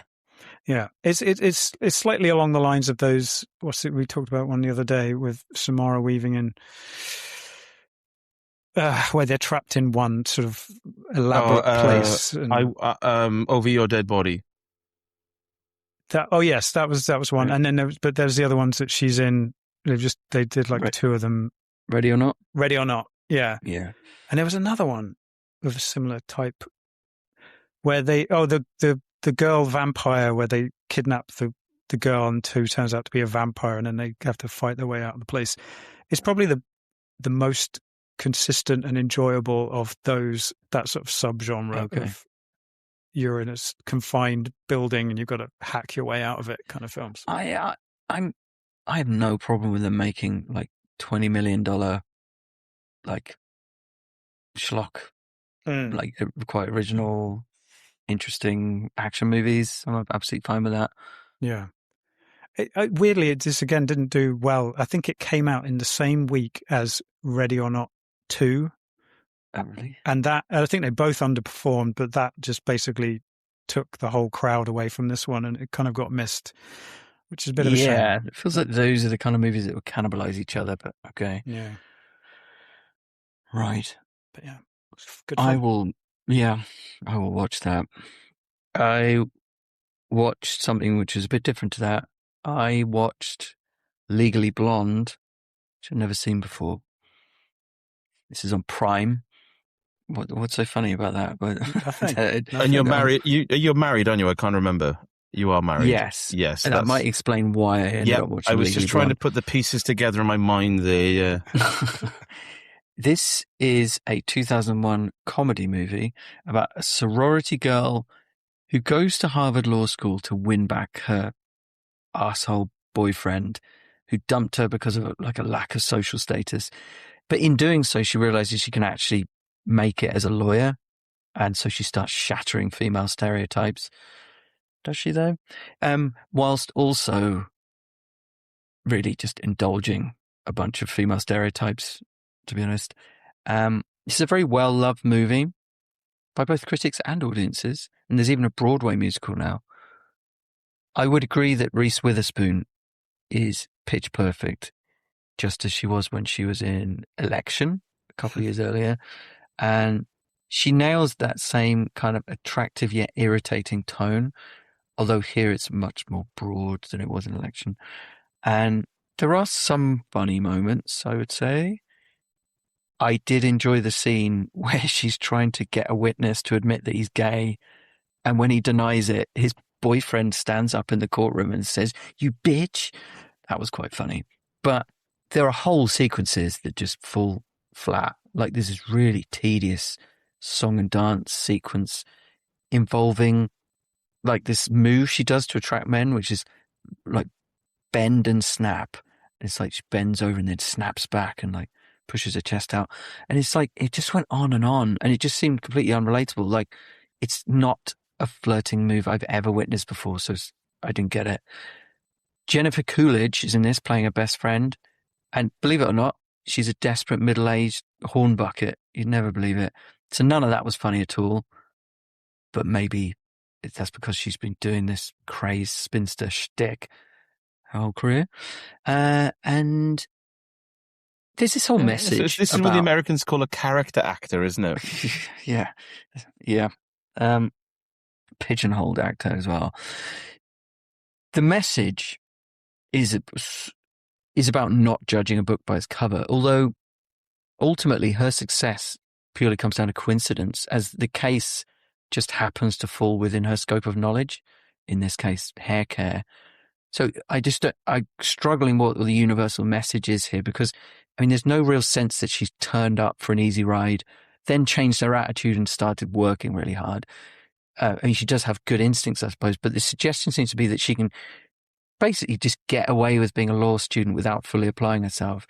And then she just stumbles into success through mere luck because the case happens to align with her interests, which are completely divorced from any aspect of the law. So it's not like she's using her knowledge, not like she's using knowledge of the law. She's just using her knowledge of perms. And in fact, the movie suggests that the only reason she's selected for this legal team is because the head lawyer guy wants to sleep with her, basically. Obviously, she refuses. Good for her. But this is the point where the movie supposedly pivots. It's like, yeah, she got there by like other means, but now she's going to prove herself through merit. But all it actually means in practice is like a 10-minute courtroom sequence where she stutters and struggles, egged on by a more experienced male colleague who doesn't intervene despite thrusting her into the limelight. And then she luckily pulls it out the bag by noticing something about the witness's hair. And that's it. And it's like, I suppose the argument would be, oh, it's just a bit of fun. But no, it's not just a bit of fun, is it? Because Jennifer Coolidge accidentally headbutting the mailman is a bit of fun, whereas challenging sexual stereotypes is arguably more serious work. And the movie is saying that women of a certain background and appearance can basically fake their way into social status and then get away with it if they're really lucky, whilst also maintaining their love of shoes and handbags. And the point is, nothing by the end of the movie suggests she'll be anything except a terrible lawyer. So, yeah, the message did not land. Are you going to watch the sequel? I don't think I'll be watching Legally Blonde 2, Red, White and Blonde. Is this a bit of a double-hander? Because in my head, this lives in the same space as Miss Congeniality. Yeah, weirdly, I get them kind of like mixed up in my head. Is it the same plot? I don't know. I've never seen Miss Congeniality. I think she's an FBI agent who goes undercover in a beauty pageant. But again, I can't. I've never seen either of them. It's one of those ones where they try and make Sandra Bullock look dowdy, and then she dresses up in the beauty pageant thing. You're like, I get it. Yeah. There was name. another sequel to Legally Blonde in 2009 called Legally Blondes. With Reese Witherspoon? I don't know about that. I'm sure Jennifer Coolidge rocked up again. Let's find out. Did she have a career when she was young? Or she she always played that like. She's basically kind of. The thing is, it's weird with Jennifer Coolidge because this is like 25 years ago, and she basically has always looked. She doesn't really look any different now. Legally Blondes. It does not have Reese Witherspoon, although she produced it. And it was straight to DVD, I think. When they say that means they had to pay her a certain amount of money to be able to use the name, and she probably had nothing to do with it. Is that true? That happens all the time. Oh, wow, okay. It's That's like interesting. if an actor has got a producer credit or whatever on their film, and then they want to make some sort of unrelated spin-off, you'll often see the actors are a producer on it or whatever. Or the original director or the producer? I was going to say, so Danny Boyle then on the new 28 Days films. Well, he directed the first one, so he's definitely actively involved. And right, okay. The 28 years later, he directed. Well, can I just a quick thing? I was going to say that we moved on from Zazie Beetz a little bit too quickly for my liking. If you can if you can, and again, play along at home. This is just a hair thing. It actually made me nervous looking at it. If you go to Zazie Beetz on Wikipedia and scroll down to the second picture, which is it says Beetz at the 2018 San Diego Comic-Con. As someone who's got curly hair and has to use like detangling conditioner or before I just tear my scalp out when I run a brush through it, I saw this picture and I got nervous because I thought, I know when she got home after that and like let her hair down, she was spent 45 minutes running moisturizer, conditioner, detangler through it in a bid to turn it to a massive spider's nest. It made me really uncomfortable seeing that picture, so I just wanted to draw that out. I know Rupert's got... That's where I draw the line. Yeah, I watched that and I thought, that would be a nightmare. That's when you reach for the razor. That's and think, yes, it's time. It's time for me to become Billy Zane. I guess then I've got two. I can do two and one really quickly here because they're both ones we've covered before. And then I'll hand it back over to Lazlo for if you want to squeeze in a few more, Laz. I watched last night, actually, or the night before, I watched Shade, which is 2003 neo-noir crime drama, crime thriller, it says here, but it's all about magic, basically. Stuart Townsend, of course, he was in this, and he was in something else I watched like a few years before this, and he just did, The League of Extraordinary Gentlemen. I think he played Dorian Gray. Yes. But he was going to be Aragorn, wasn't he? Yes. Yeah. I think he's a troubled actor who's had addiction problems and things that have hampered his career. Oh, really? I know nothing of him. But it's just a poker film, and obviously one of our regular listeners in Arkansas entries, Utah Smith, is a close-up magician, and I would tell him when I'm watching this film, I must have seen this film like 25, 30 times over the years. It's always one I put on, and I can't stop watching until the end, which is obviously a good sign. It's just a load of people drinking and smoking and hustling and heisting, and it's just really appealing. So you've got... I'll do this really quickly because I must have covered this in the podcast before, but Stuart Townsend is a card mechanic who was there to sort of fiddle the deck with the team. Gabriel Byrne is putting it all together. Tandy Way? Have I been saying it wrong all those years? Tandy Newton is... She changed it, to Tandy Way in the last 5-10 years or something. Well, she hasn't texted me, so fuck her. Tandy Newton said... There's no evidence of that. She's obviously a sort of femme fatale sort of character, and Melanie Griffith and Sylvester Stallone are the sort of upper echelon of gamblers, and they're trying to sort of take him for some money. It's just classic early 2000s, smoking, drinking, bumbling around in like Las Vegas, getting into shootouts. Jamie Foxx plays quite a cool, fast-talking character in this that's really, really funny at the start. And it's just Utah Smith said it's probably the best magic film because all the close-up magic is done by real card mechanics like Ricky Jay and stuff. All of the characters in there are named after classic close-up magicians like Di Vernon and all that sort of thing. There's lots in there for magicians and card fans to pick up on. A few scenes are filmed at the Magic Castle. But even for me, as someone who just has like no real knowledge of any of that stuff, it just feels like a good, pacey, like sexy thriller, like just a real low stakes, ironically. You know, you can just watch it and think, just enjoying what's going on. It's before Sylvester Stallone stopped looking like a human. So that's good as well. Great days. Yeah, great days. And yeah, just a nice jazzy soundtrack. So I like this film and I watch it regularly. What was the name? Sorry, I missed the title. Shade. I don't think I've seen this.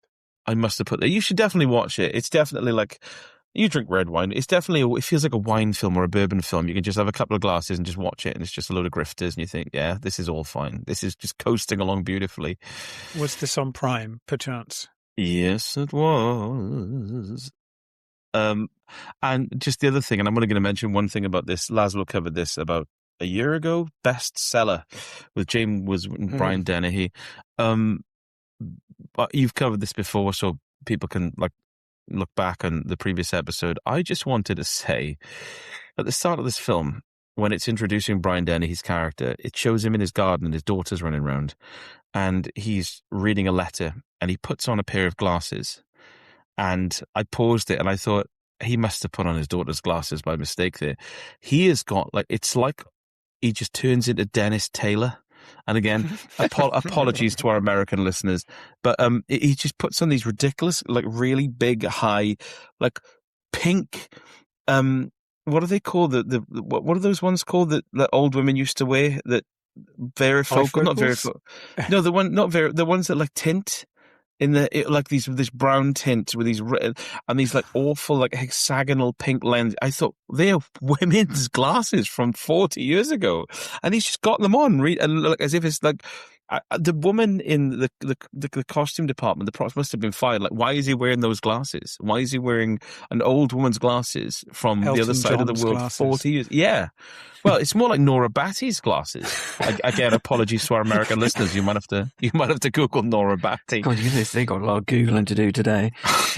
Jimmy Savile, Dennis Taylor, Nora Batty. Oh my God. This was not was safe for work. This is written by Larry Cohen, though, who obviously did the stuff and did a lot of Solid Gold and Q the Winged Serpent, or Winged Serpent, if we're being bold. And yeah, it was a fine film. I like Brian Dennehy, and I don't like James Woods, but I enjoy looking at him. I mean, much like Lazlo is a self-professed racist, as we heard earlier on, I think when it comes to James Woods, I have to think, oh, that man's politics. Whew. He's so good. He's keen. I know he's so good in his films, but you just think, oh, you silly Billy. I guess more of a comparison as opposed to Lazlo's latent racism would be how he wouldn't watch Mel Gibson films. When I will, but James Woods is weirdly the one for me that makes me think, oh, I wish you were a nicer man, so I can enjoy your films more and relax whilst watching them.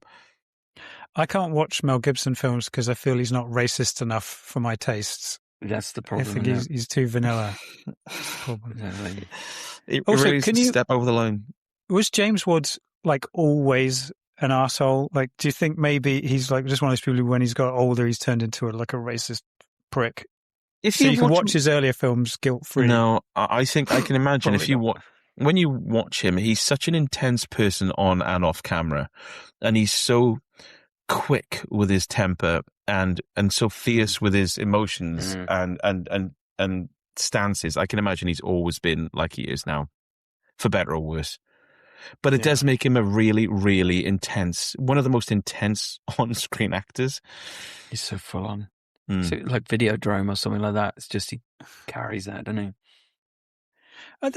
Are we going to end up with people like him and Walter Matthau and stuff, leading actor men who are just not handsome people and would be cancelled probably in this modern climate?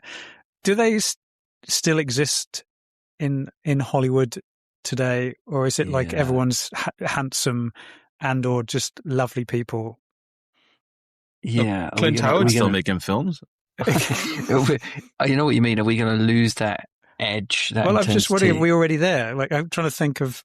I mean, other than your Tom Hardy, who by all accounts is a prick, but still gets work. I don't know. They're probably becoming fewer and far between. I mean, he's also very handsome, so that doesn't count. Ugly prick actors, how many of them out there are there working today? True, it's true, and it's hard to think. Well, yeah, they're so. But the thing is, actors nowadays they're so kind of PR trained, aren't they? That you probably wouldn't really know. I mean, there was the guy. Who's the Shazam guy? He turned into a bit of a MAGA freak, didn't he? Jesus Christ! Yeah. Oh, he's a handsome guy, isn't he? Yeah, he's a handsome guy, and he isn't particularly intense or anything, is he? So it's not like no, he's just an idiot. It's not like it's lent itself to anything useful. Kevin Sorbo, Mm-hmm. Gary Daniels. Oliver Grenier. They're all, whenever I look into them, I think, oh, Scott Adkins. Whenever I think, oh, I get watch some of their films and I watch any interview with them and they open their mouth and I think, oh dear, you were doing so well. And then you spoke. Steven Seagal, of course, we haven't even mentioned him. Oh my God. Jesus Christ. I watched a clip of him. I don't know how it popped up. It's obviously just because it could tell that I was. I went to my album launch the other day, by the way, and there were a few sort of key friends who couldn't make it, and I wore my Steven Seagal takeout shirt as in honor of the people who couldn't be there. And and I don't know if my phone saw it, but it showed me a clip of him. It was like an old interview, I guess. I would guess within the last 20 years, and it's him, and he's talking to an American interviewer, and the American interviewer says, "Oh, you grew up in Japan." He was born in like Michigan, and he saw you raised in Japan. He says, "Yeah," and Steven Seagal, and it's one of the most twatty things I've ever seen. He says, "Oh yeah, I grew up in a," and he says, "This is just nonsense," but he's like, "I grew up in a like Kombat, or how would you say in English, like a festival?" And I thought, "What do you mean? How would you say in English? It's your first language." He's just trying to make himself as if, come on, Steve. Everything about him is just a joke. Yeah. He's probably thinking, what is it in Russian? That's what he really wants to know. Only knows in Russian is rubles, an industrial estate, and Chinese. He's made lots of wild claims, hasn't he? I now can't think of any exact examples, but I read some article about the wacky stuff he's claimed. Where you claimed that was raised in like 5 different places, depending on whatever serves his purpose at that time. But at the end of the day, he was beaten up by a stuntman and he shits himself. So, that's all we need to know, isn't it? He broke like Sean Connery's wrist or something, didn't he? Gene LaBelle is the stuntman. It just popped into my head. Huh. You see, beat up Sean Connery. Yeah, he was like, he did some kind of martial arts training, like a physical fight training thing with Sean Connery, and fucked something up and fractured his wrist or something. I'm just reading. And Sean Connery was like, right, fuck you. I'm not doing this anymore. But anyway, also I read a thing the other day randomly about his first 5 films. Like, it's quite a run, like where he did like, sort of Hard to Kill and Nico and Out for a Kill. Under Siege. Yeah, and it ended on Under Siege, and I didn't realize that was. I thought that was like a good few years later on, but like it was a run of his. It was his 5th film, I think. But what was interesting is it pointed out it was kind of ranking them in order, and of course, Under Siege was the best 88 one, to 92 is the run. Yeah. It was quite a run, like, and with not that many years. But what was funny is it pointed out that his hairline got considerably thicker between the first film and the second film, and I was like, how did he do that then? Because it doesn't look like a wig, and surely that predates like hair implants. You're familiar with Bic pens, aren't you, Lazlo? Just painting charcoal onto his scalp. Yeah, you can imagine Kelly LeBrock coming downstairs and saying, "Why are you cooking pasta and spray painting it black, Steve?" And say, "Oh, no reason, just sorting out lunch for tomorrow." Yeah. Calling him Steve. He's not a Steve, is he? He's a Steven. No. Yeah. He probably he's an says asshole. Stefan or something. We should do an episode one day on just like complete assholes. It would be fun to get like the listeners, at Kino Kingdom at protonmail.com to just send in like the biggest asshole stories about actors they've heard and just read them out. That'll be really funny. Yeah. Actually, would be quite fun. This would be a special. Does James Corden count? I saw, was it Viz? They posted some thing the other day about, I'm going to forget what it was now. It was to do with, the joke was checking whether your TV works, the mute button works on your TV, because he was planning to watch some James Corden. Anyway. Did you just say Stuart Gordon then? Sorry, Rube. No, James Corden. Oh, good. Yeah, because I thought he was a total pro. Like, James Corden is one of those people it's kind of like Peter Kay. Like, I felt like they're forced upon me. So I just inherently dislike them. I don't need to know about you. I don't need to, like Oasis. I'd rather if they weren't in my sphere. Yeah, I was wondering if I've watched all of Steven Seagal's first films or not. because they're so interchangeable. I'm not sure. I've definitely seen Is it Hard to Kill with the like the twin Jamaican gangster bad guys. And then I've definitely seen the one where he gets shot at the beginning and Kelly LeBrock like nurses him back to health and he grows has a really shit glued on beard. Oh, and he looks like a Chinese sorcerer, and like James Hong in Big Trouble in Little China. Yeah, the scene where Kelly LeBrock fantasizes and molests a coma victim. You mean that film? Yes, that's the one. Yeah. Yeah. Yeah, anyway, Above the Law, Hard to Kill, Marked for Death, Out for Justice, Under Siege, and then On Deadly Ground, and that's when things took a turn, wasn't it? Glimmer Man, oh, that wasn't very good. I was going to say, was that a return to form-ish, or Exit Wounds? Were those ones okay? No, Exit Wounds is the one where he's gone too far with the Greg Zap, because there's a scene. I've said this before, but in Exit Wounds, there's a scene in that where he gets into a fight with two massive burly bouncers, and they grab his wrist, and he it's worth finding this on YouTube. Steven Seagal, right, in a full black trench coat, doing that thing where he walks around with his arms crossed in front of his stomach all the time. His paunch.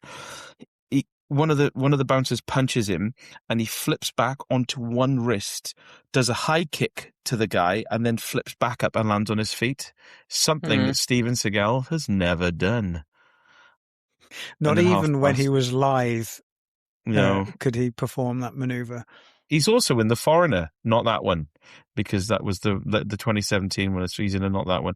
Yeah, all of these films are terrible, and then it gets bad early in the mid 2000s. Because remember, Rupert, we watched a few of these, didn't we? Where and they were all just him sat behind the desk with Luke Goss running around doing all the heavy lifting while he just effectively orders a Chinese and tries not to fall asleep on a staircase. Was that the one with the reverse shot of him running up the stairs? Yeah, he's running up the stairs and they just loop it so he doesn't have to go up 2 flights of stairs. Yeah. And they're literally the signs in the background are the opposite way around. Oh, yeah. And those signs are Russian. That's amazing. They just filmed him coming and going from the one scene that they filmed with him. Like they got him in the room, filmed him, and then they got quick filming going down the stairs. We'll use that. Yeah, he was probably just leaving his hotel in Russia. Yeah. Those films. Lazlo, it's probably just you now, isn't it? I've only got 2 left. Let's just do them. Do them both. Come on, let's be totally up to date, all of us. It'd be lovely. Oh my God. Okay, right. Fatal Beauty with Whoopi Goldberg. This came out in 1989, so I went back to the well. This is a rip-off of Beverly Hills Cop, starring Whoopi Goldberg as a rebellious, wisecracking detective called Detective Rizzoli. I didn't write down what her full name is. And this is a sweary... Is Sam Elliott in this? Yes, he is. This is... I'm really looking forward to this because... My mum had the VHS of this, and it was at the foot of our stairs as I was growing up as a kid, and I never watched it. So I'm really looking. This is a real flash from the past. Why was it left at the foot of your stairs for all that time? Not the foot. How can I explain? To be watched. In my childhood house in William Street in Kilvanydd, of all those places, it was like at the end of the walking out of the bathroom as you turn to go down the stairs, there was like a glass case and it had all of our VHS tapes in there, and one of at the front was Fatal Beauty, and I thought I have to watch that, and it's one of those films I just never did. I love that you had Fatal Beauty on VHS in a display case. It's very cool. We're pro-family. Yeah. So this is a sort of a sweary, violent thriller that is definitely taken some inspiration from Beverly Hills Cop, including having the score by Harold Faltermeyer. Sam Elliott is also in this, and Brad Dourif playing a bad guy, would you believe? And there's an incredible parade of character actors from the 80s and 90s in this. It was quite fun just to sit there and every 2 minutes going, oh, it's the guy from The Thing.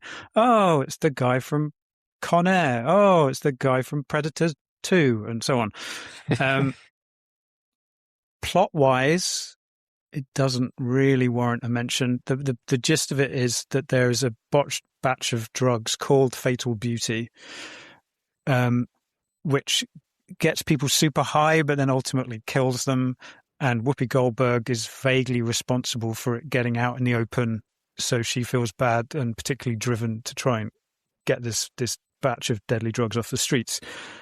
And then Sam Elliott plays the security guy who works for the rich businessman who she is targeting as the head of this operation, and he's charged with keeping tabs on her, but he ends up helping her out, and they develop a thing for each other. But can he be trusted? That's the question. And it's all very by the numbers, really, but it is well made and nicely shot, and it's well paced, and it's full of likable actors, and there's a pretty frequent flow of action scenes. There was also some standout stupid scenes which made it even more enjoyable. Like, for example, there's a bit where Brad Dourif's henchman, who was also in other things like The Big Lebowski and things, again, you'd recognize him, to show how tough he is, he bites the top off a glass bottle and then chews it up and spits out the blood in front of somebody.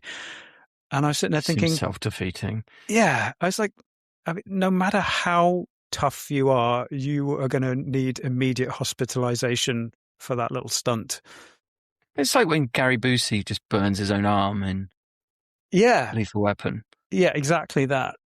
It's like, that's tough. But now you're now going to have like a massive burnt and you're going to have to your arm, and you get that treated so it doesn't get infected. Brilliant. Yeah, and it's going to hamper his ability to be a tough guy for some time. But yeah, by being a tough guy, he's now less of a tough guy. Yeah, I remember being. Oh, go on, sir. No, I was just going to say, like, why in films do they always do like a blood pact by slashing the palm of your hand? It's always like bothered me. It's like, that is going to take forever to heal, because now every time you open your fingers up, it's going to open up the wound. It's going to get full of dirt and God knows what. They tended to do blood packs in films before the AIDS epidemic, didn't they? It was more televised that they kind of said, "Oh, let's not do a blood pact," from like 1991 onwards. No, it just reminded me of a story that popped into my head when I was a kid and we were like teenagers, and my friend, I wouldn't say his name, he had a bottle of wine and he stole from his parents, and he was like, "Oh, let's get drunk on this," and he said, "I know a trick to open it." Without a corkscrew, because it was a corked wine, and we went up to this like abandoned house, and he was like tapping it on the windowsill, and then he just hit it really hard, and the top smashed, and he went and then tipped it up, and then like drank as much of the wine as he could before it fell on the floor, but ended up just like cutting his lips with the bottle. And I remember thinking, there's not really a trick there, is there? You don't know a trick to open that. You just smashed it on a windowsill and then cut yourself as you drank it desperately. Yeah. It was Gary Busey, ladies and gentlemen. He was a real tough guy until that moment. Yeah. Okay. Sorry for interrupting. No, that's all right. Where was I? Glass bottles, the face. Yeah, I don't know. Anyway, it is a fun film. It's probably longer than it needs to be.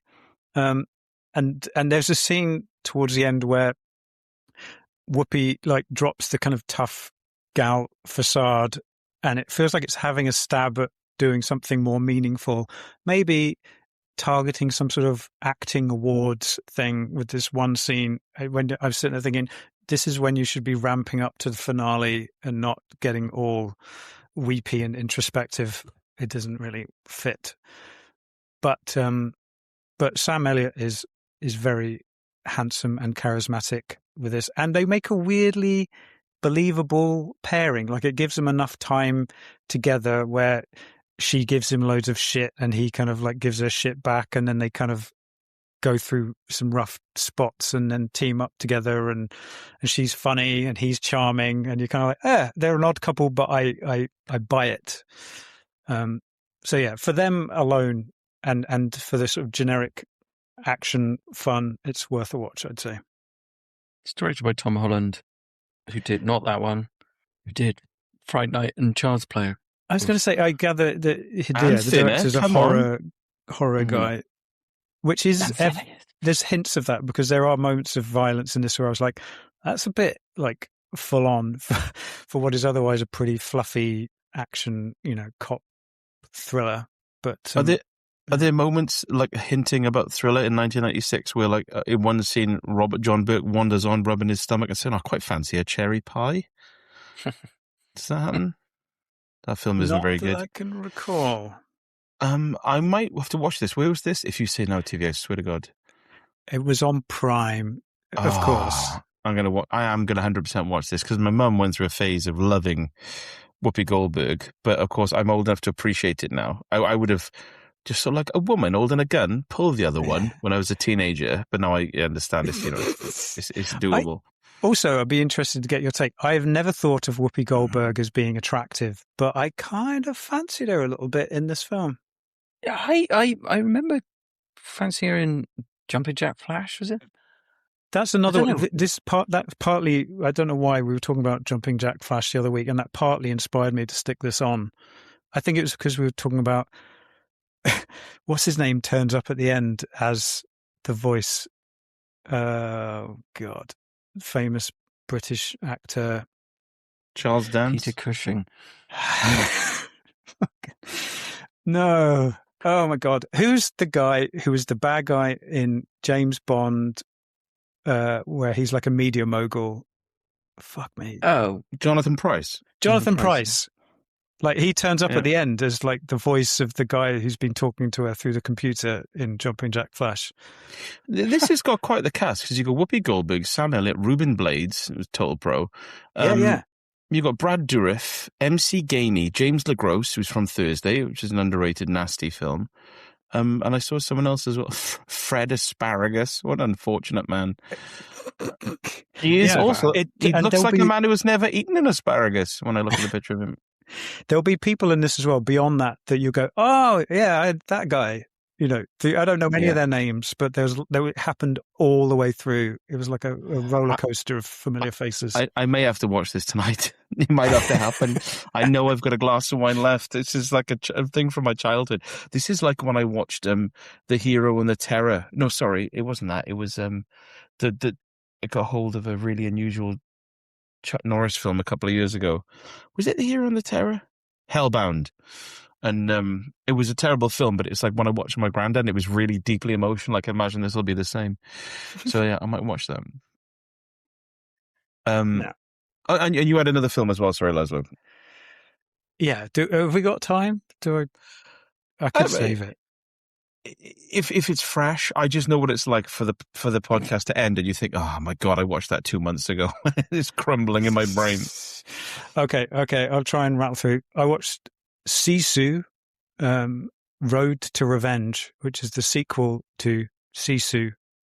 Did you guys watch that one? About the guy who finds some gold and then runs into it during World War II, and he runs into a bunch of Nazis. They take his gold, so then he spends the whole film like killing Nazis to try and get his gold back. It's a pretty stripped down, like full on sort of schlock action film, but it was for me fell victim to hype, and when I watched it, I feel like the lulls in between the action were a bit too long. How do you spell the title? Sorry, Sisu is the original, and then that's his name, I think. And this one was called Sisu. This really appealed to me. I remember seeing the cover of this, and it really appealed to me, but I never got round to it. Yeah, well, this one I preferred to the first one. It's not got the element of surprise anymore, but it's faster. It's like leaner, and the action scenes are even more outlandish. Like there are moments in this where gravity can get fucked. It doesn't give a hoot. It's just there for the fun.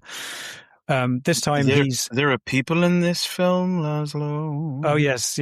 So there's Stephen Lang is the bad guy in this one. Good. Yeah, which the first one also kind of lacked a kind of a strong villain, whereas this one it has that. And it's also got Richard Brake, who you would recognise from lots of things. There he is. Yeah. He's a handsome devil. Romantic lead, isn't it? Yeah, it's all about Sisu trying to get home to Richard Brake, his lover, so they can have no. this one, the gold is gone. I think there's meant to be some time passed. He's trying to go home, but during the fallout of the war, Russia have expanded their border. So Sisu's house is now across the border in Russia, and he returns there. They let him cross the border here, but then he dismantles his house, puts it on a lorry, and the idea being that he's now going to drive it back to Finland and then rebuild his home and live out his life there in peace. But Stephen Lang, who had a hand in bumping off his family, hears that he's re-entered Russia and is given special orders to kill him no matter what because he's killed too many people or something. It didn't make an awful lot of sense. But anyway, so Stephen Lang and his personal army of Russian stooges are now trying to kill off Sisu as he's just trying to get across the border and go home. So it's essentially Mad Max road movie all the way. He's just trying to drive home and he's being hounded by people on motorbikes and airplanes trying to bomb him, and they end up on a train and in a tank, and it's just go, go, go. And it's lots and lots of fun. There are bits like that are so cartoonish. My ability to put just accept how silly it is was slightly bumped up against where even I can handle silliness, but then when what he was doing made no sense at all within the context of the story.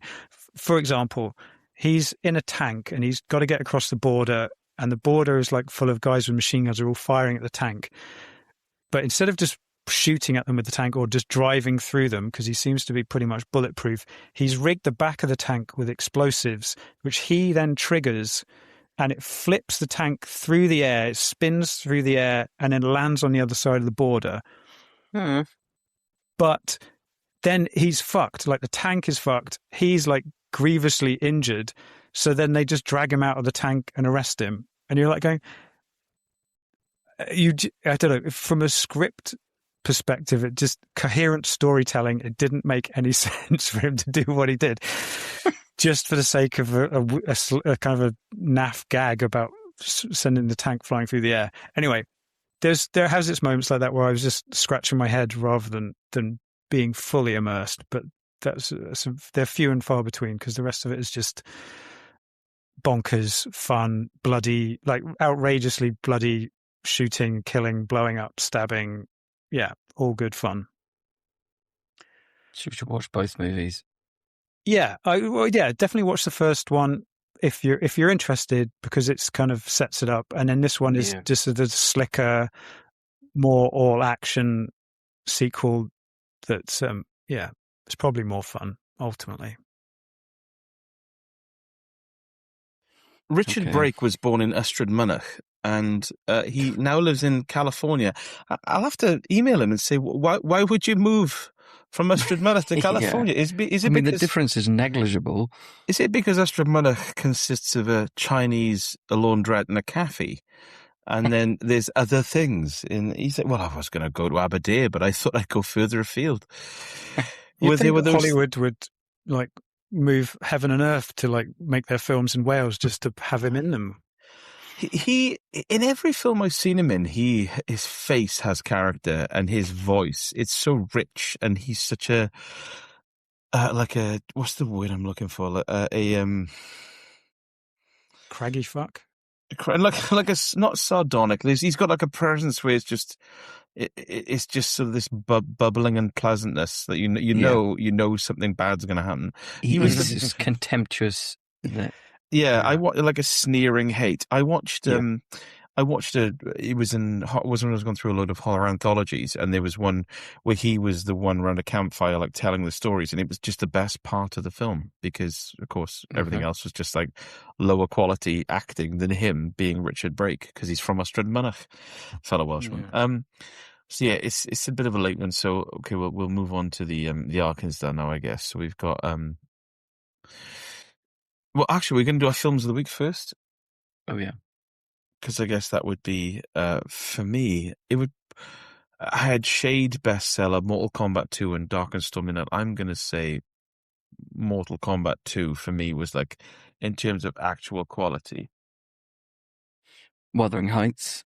I mean, Yeah. Oh my God, it's tricky. This is almost like real films versus like stupid films. Oh my God, I'm struggling. Sorry, I feel like I would like people to watch They Will Kill You, because no one did, and it's underseen, even though it's ultimately a little bit throwaway and stuff. So I'll say They Will Kill You. okay. That leads us on to the Arkansas, which last week was Brian Blessed to Josh Brolin. I've got to reach for my blower, my sax blower, as Utah Smith did a thankfully much more brisk measures than last time. So this is Utah Smith's entry from Brian Blessed to Josh Brolin. Brian Blessed is in Robin Hood, Prince of Thieves with Christian Slater, who was in Very Bad Things with Jeremy Piven, who is in Sin City with Josh Brolin. I think. Is Josh, I'm sure Josh Brolin's in Sin City, isn't he? He's in the second one. Oh dear. He replaces Benicio del Toro or something, doesn't he? Is that right? He replaces Clive Owen. That's it. Yes. So that's an incorrect entry, unfortunately. So, and we've also got. Do you want to do yours before I carry on? Because I've just realised I've got a few entries here. Yeah, I can do this one. Josh Brolin was in Labor Day with Kate Winslet, who's in Kenneth Branagh's Hamlet with Brian Blessed. I'm 90% sure Brian Blessed was in that film. Wow. I may now check. Oh yeah, you check. So that could be a two-stepper. Two-stepper. That's a pretty like artsy-fartsy two-stepper as well. There is another. Yeah, I've seen both these movies, including the 4-hour Hamlet. But I watched Labor Day because I remember this was Jason Reitman, because he was coming off that hot streak of like Thank You for Smoking and Juno and young adult stuff. All very funny films.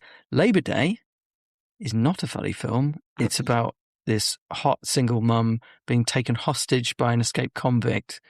And then she just falls in love with him because he teaches her kid how to throw a fucking baseball. Mm. It's an astonishing piece of work. That sounds like the kind of shit that would be based on a bad book. Probably. I've got a 3-stepper, and I could have got a 2 actually, but I have chosen to avoid the Marvel route. Josh Brolin was in Sicario with Benicio del Toro, who was in License to Kill with Timothy Dalton, who was in Flash Gordon with Brian Blessed. Beautifully Very done. good. What is the Marvel route? Brian Blessed was in Thor: Love and Thunder. Was he? With Thor, and Thor was in Marvel things with Brolin as Thanos. I mean, that makes sense because Thor: Love and Thunder, I suppose, owes a bit to Flash Gordon. Yeah. It's not as good. I think it was him anyway. So somebody very Brian Blessed had a cameo in it near the beginning, I think. Okay. It's like I can't remember that film very well. Brian Blessed was in Hamlet, yes. It's 2 steps. So we've got This Is Not My Cousin John. He said, here's my rather pathetic and hurried attempt. Brian Blessed is in Flash Gordon with Timothy Dalton, who's in Hot Fuzz with Martin Freeman, who's in Black Panther with Chadwick Boseman, who's in Avengers Infinity Doom game with Josh Brolin. Dr. Congo Fighting says, right, Brian Blessed is in Star Wars Episode 1 Phantom Menace with Samuel L. Jackson, who is in Avengers Endgame with Josh Brolin. Oh. That's a nice little one. That's another 2-stepper. And Dave Chodkiewski said Josh Brolin was in Bed of Roses with Christian Slater, who was in Robin Hood, Prince of Thieves with Brian Blessed, which is fair play to him. That's a unique one. Love it. And Max said 3-stepper. Brian Blessed is in Robin Hood with Costner, who's in JFK with Tommy Lee Jones, who's in No Country for Old Men with Josh Brolin. So I think the winner this week is Dave Chodkiewski because he went with Bed of Roses and Robin Hood, Prince of Thieves. I love it. Absolutely love it. Very good. Oh, hang on. Oh, and there's another one here. Sorry, I think this is a bonus one from Max, who said a fun one. Brian Blessed is in Flash Gordon with William Hootkins, who's in Raiders of the Lost Ark with Harrison Ford, who's in Cowboys and Aliens with Daniel Craig, who's in Wake Up Dead Man with Josh Brolin. So that's the fourth Excellent. step. So what's the next Arkansas then? Reese Witherspoon. Nice. I'm finding no evidence of him, Brian Blessed, being in Thor: Love and Thunder. So maybe I got that wrong. Never mind. It feels like the sort of It thing he wasn't my should be in, entry. so we can have it. Yeah. No. Who was it? There's somebody looked like him. Anyway, never mind. Doesn't matter. So Reese Witherspoon to Whoopi Goldberg. No. I like it. I do like it. No, Yeah. I really like that, Yeah. actually, yeah. Yeah. Okay.